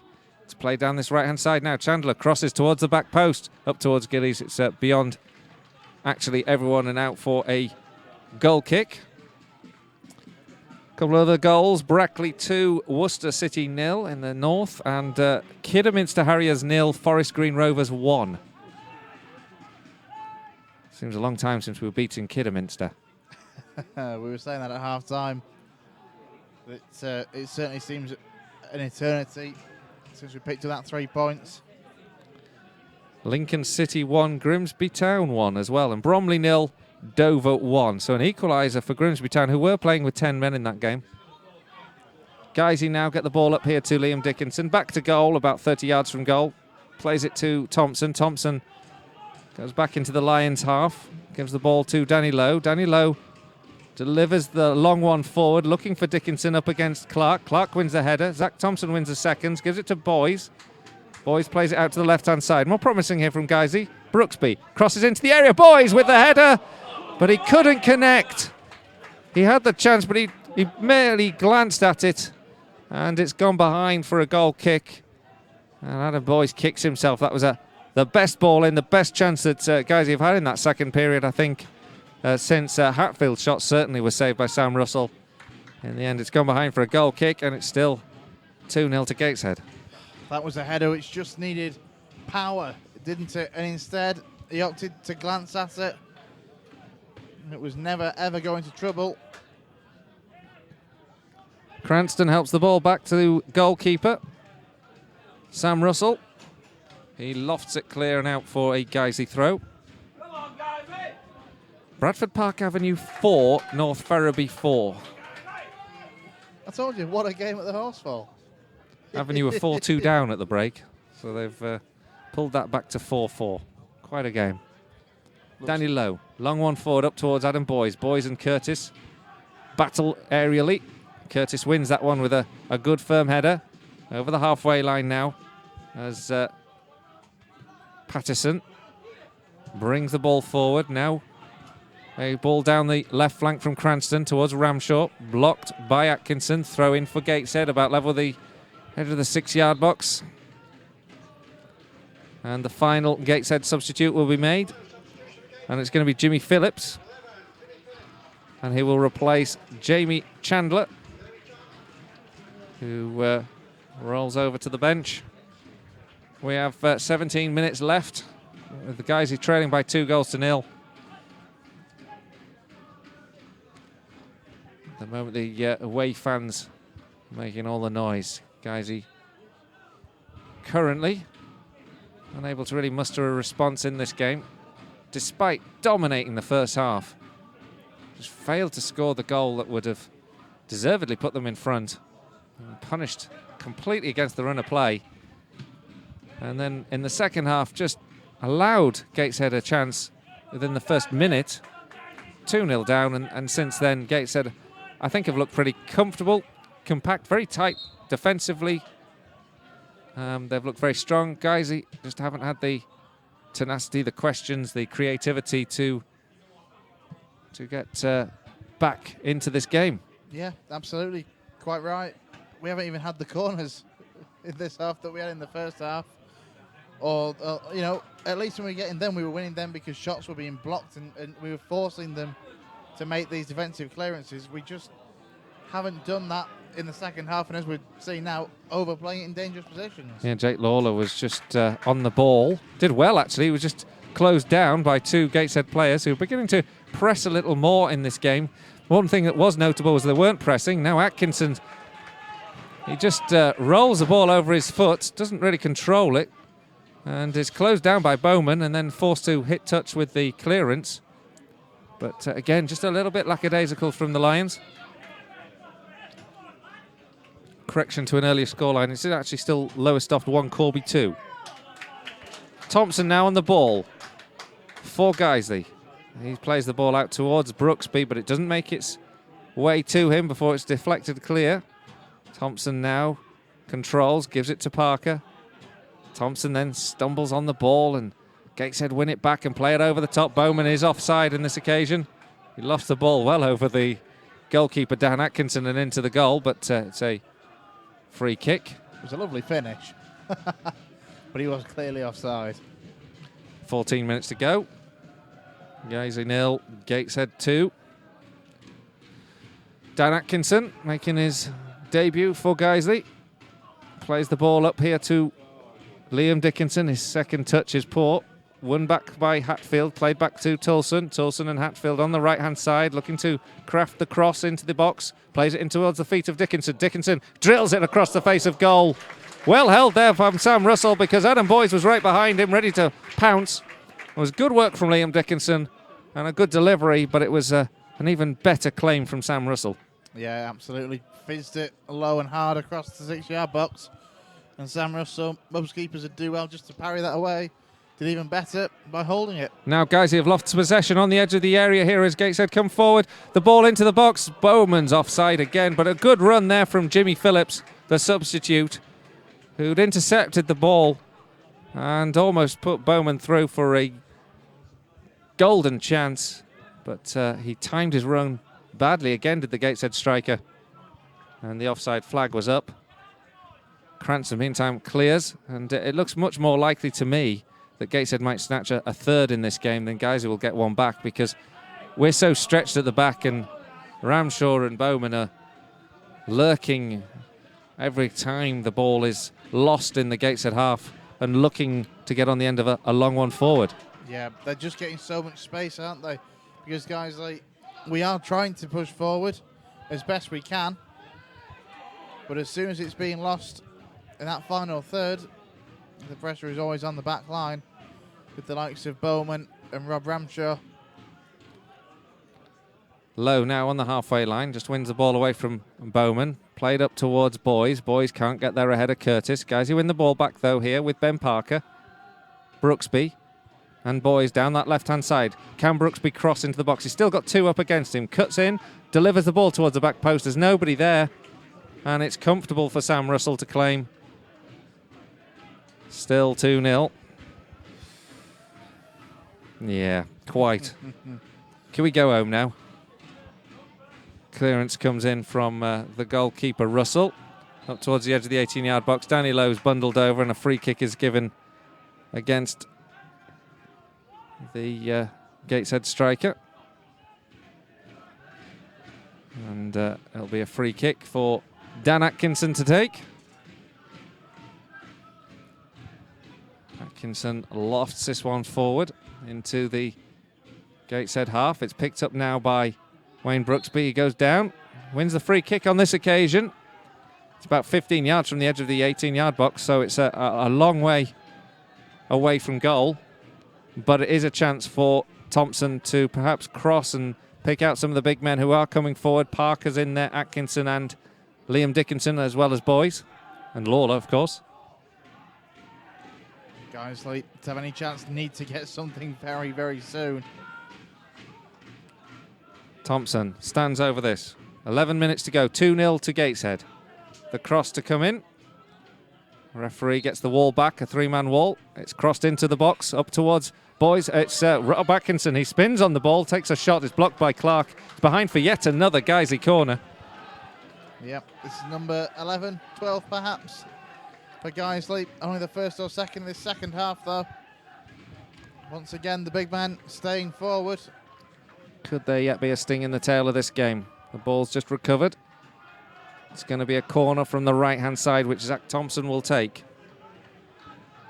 And the ball is returned and crossed into the box and doesn't beat the front man. It was a poor corner in the end. Headed away by Curtis. And Zach Thompson didn't do Guiseley any favours there with that cross. Ben Parker will take the throw on the left-hand side, though, as the Lions keep the pressure on temporarily. Parker throws in to Brooksby. Brooksby returns it to Parker. Back to Thompson. Into the feet of Danny Lowe, who sends it long up towards Boyes, but it's comfortable again for Ben Clark. And it's going to be cleaned up by Gillies and Cranston, but he plays it straight into the feet of Jake Lawler, who's played well this afternoon. Lawler takes it down, gives it to Hatfield. Another one who's impressed. Toulson to Atkinson. Centre half has to go all the way back. Atkinson under pressure by Ramshaw and Bowman. Cleared by Dan Atkinson. The Guiseley keeper sends it up towards Liam Dickinson. Dickinson does well, holds off Clark, gives the ball to Hatfield. Hatfield on the right-hand side. Out here to Toulson. Toulson will cross. First time, ball into the area. Dickinson over him. Boys! Saved by the goalkeeper. Hoofed away on the edge of the 6-yard box. Guys' best chance passes again. And again, Gateshead managed to keep their goal intact. And now they can counter-attack here with Pattison. Pattison lays the keeps hold of the ball inside the Gateshead half. But what a chance that was for Guiseley. Yeah, massive chance. Massive chance if Guiseley were going to get anything out of this game, and you'd expect Adam Boyes to bury it from there. You really would. Not much more to say than that. Toulson now on the ball there for Guiseley. Gets the ball in field. Plays it to Liam Dickinson. He lays it off. Allows it to go through towards Boyes, but Boyes wasn't on the same wavelength. I don't think Liam Dickinson's doing it all badly since he's come on. The ball goes back to Atkinson, up to the halfway line.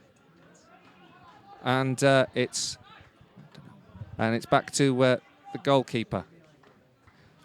Yeah, it's certainly going to be interesting to see, you know, what impact someone like Liam Dickinson could make perhaps from a start, because, as we say, he's come on in all of the games so far, and you can see what he's been brought on to do. He's a physicality.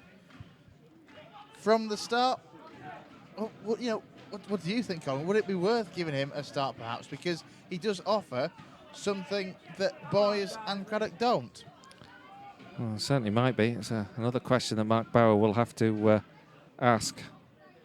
But at the moment, they'll be wondering how they can maybe just get something out of this game towards the end of this match. Guiseley. I'd take a goal at this stage, just a goal. 2-0 down with 7 minutes to go. Bottom line is 3 goals scored in 6 games tells its own story. We're really struggling to find the back of the net. Can't argue with that. Ball is cleared, headed away by Clark. Picked up by Hatfield. Into the feet of Jake Lawler. Forward by Toulson. Flicked on by Boyes. And back to the goalkeeper.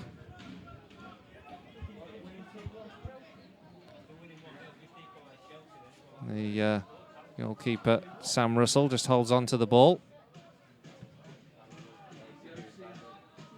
Up towards Bowman. Bowman flicks on into the area. Rob Atkinson gets the ball away from Ramshaw. Back into the Gateshead half, headed on by Curtis. Flicked on again, up away by Danny Lowe. Up now towards Liam Dickinson. Dickinson goes down under the challenge of Curtis, but referee not interested on that one. And Cranston helps the ball over the halfway line. Down the left flank now for Ramshaw to chase. Ramshaw up against Atkinson. The two go shoulder to shoulder. Ramshaw gets the last touch and it's out for a goal kick. 603, the attendance here at Nethermoor, which, all things considered, with Leeds and Bradford at home, and of course, you know, there is a small sporting matter for people in Leeds in terms of the Rugby League Challenge Cup final at Wembley. 603, it's not too bad a crowd. A good showing as well, has to be said, from Gateshead. They've made the trip down from the northeast.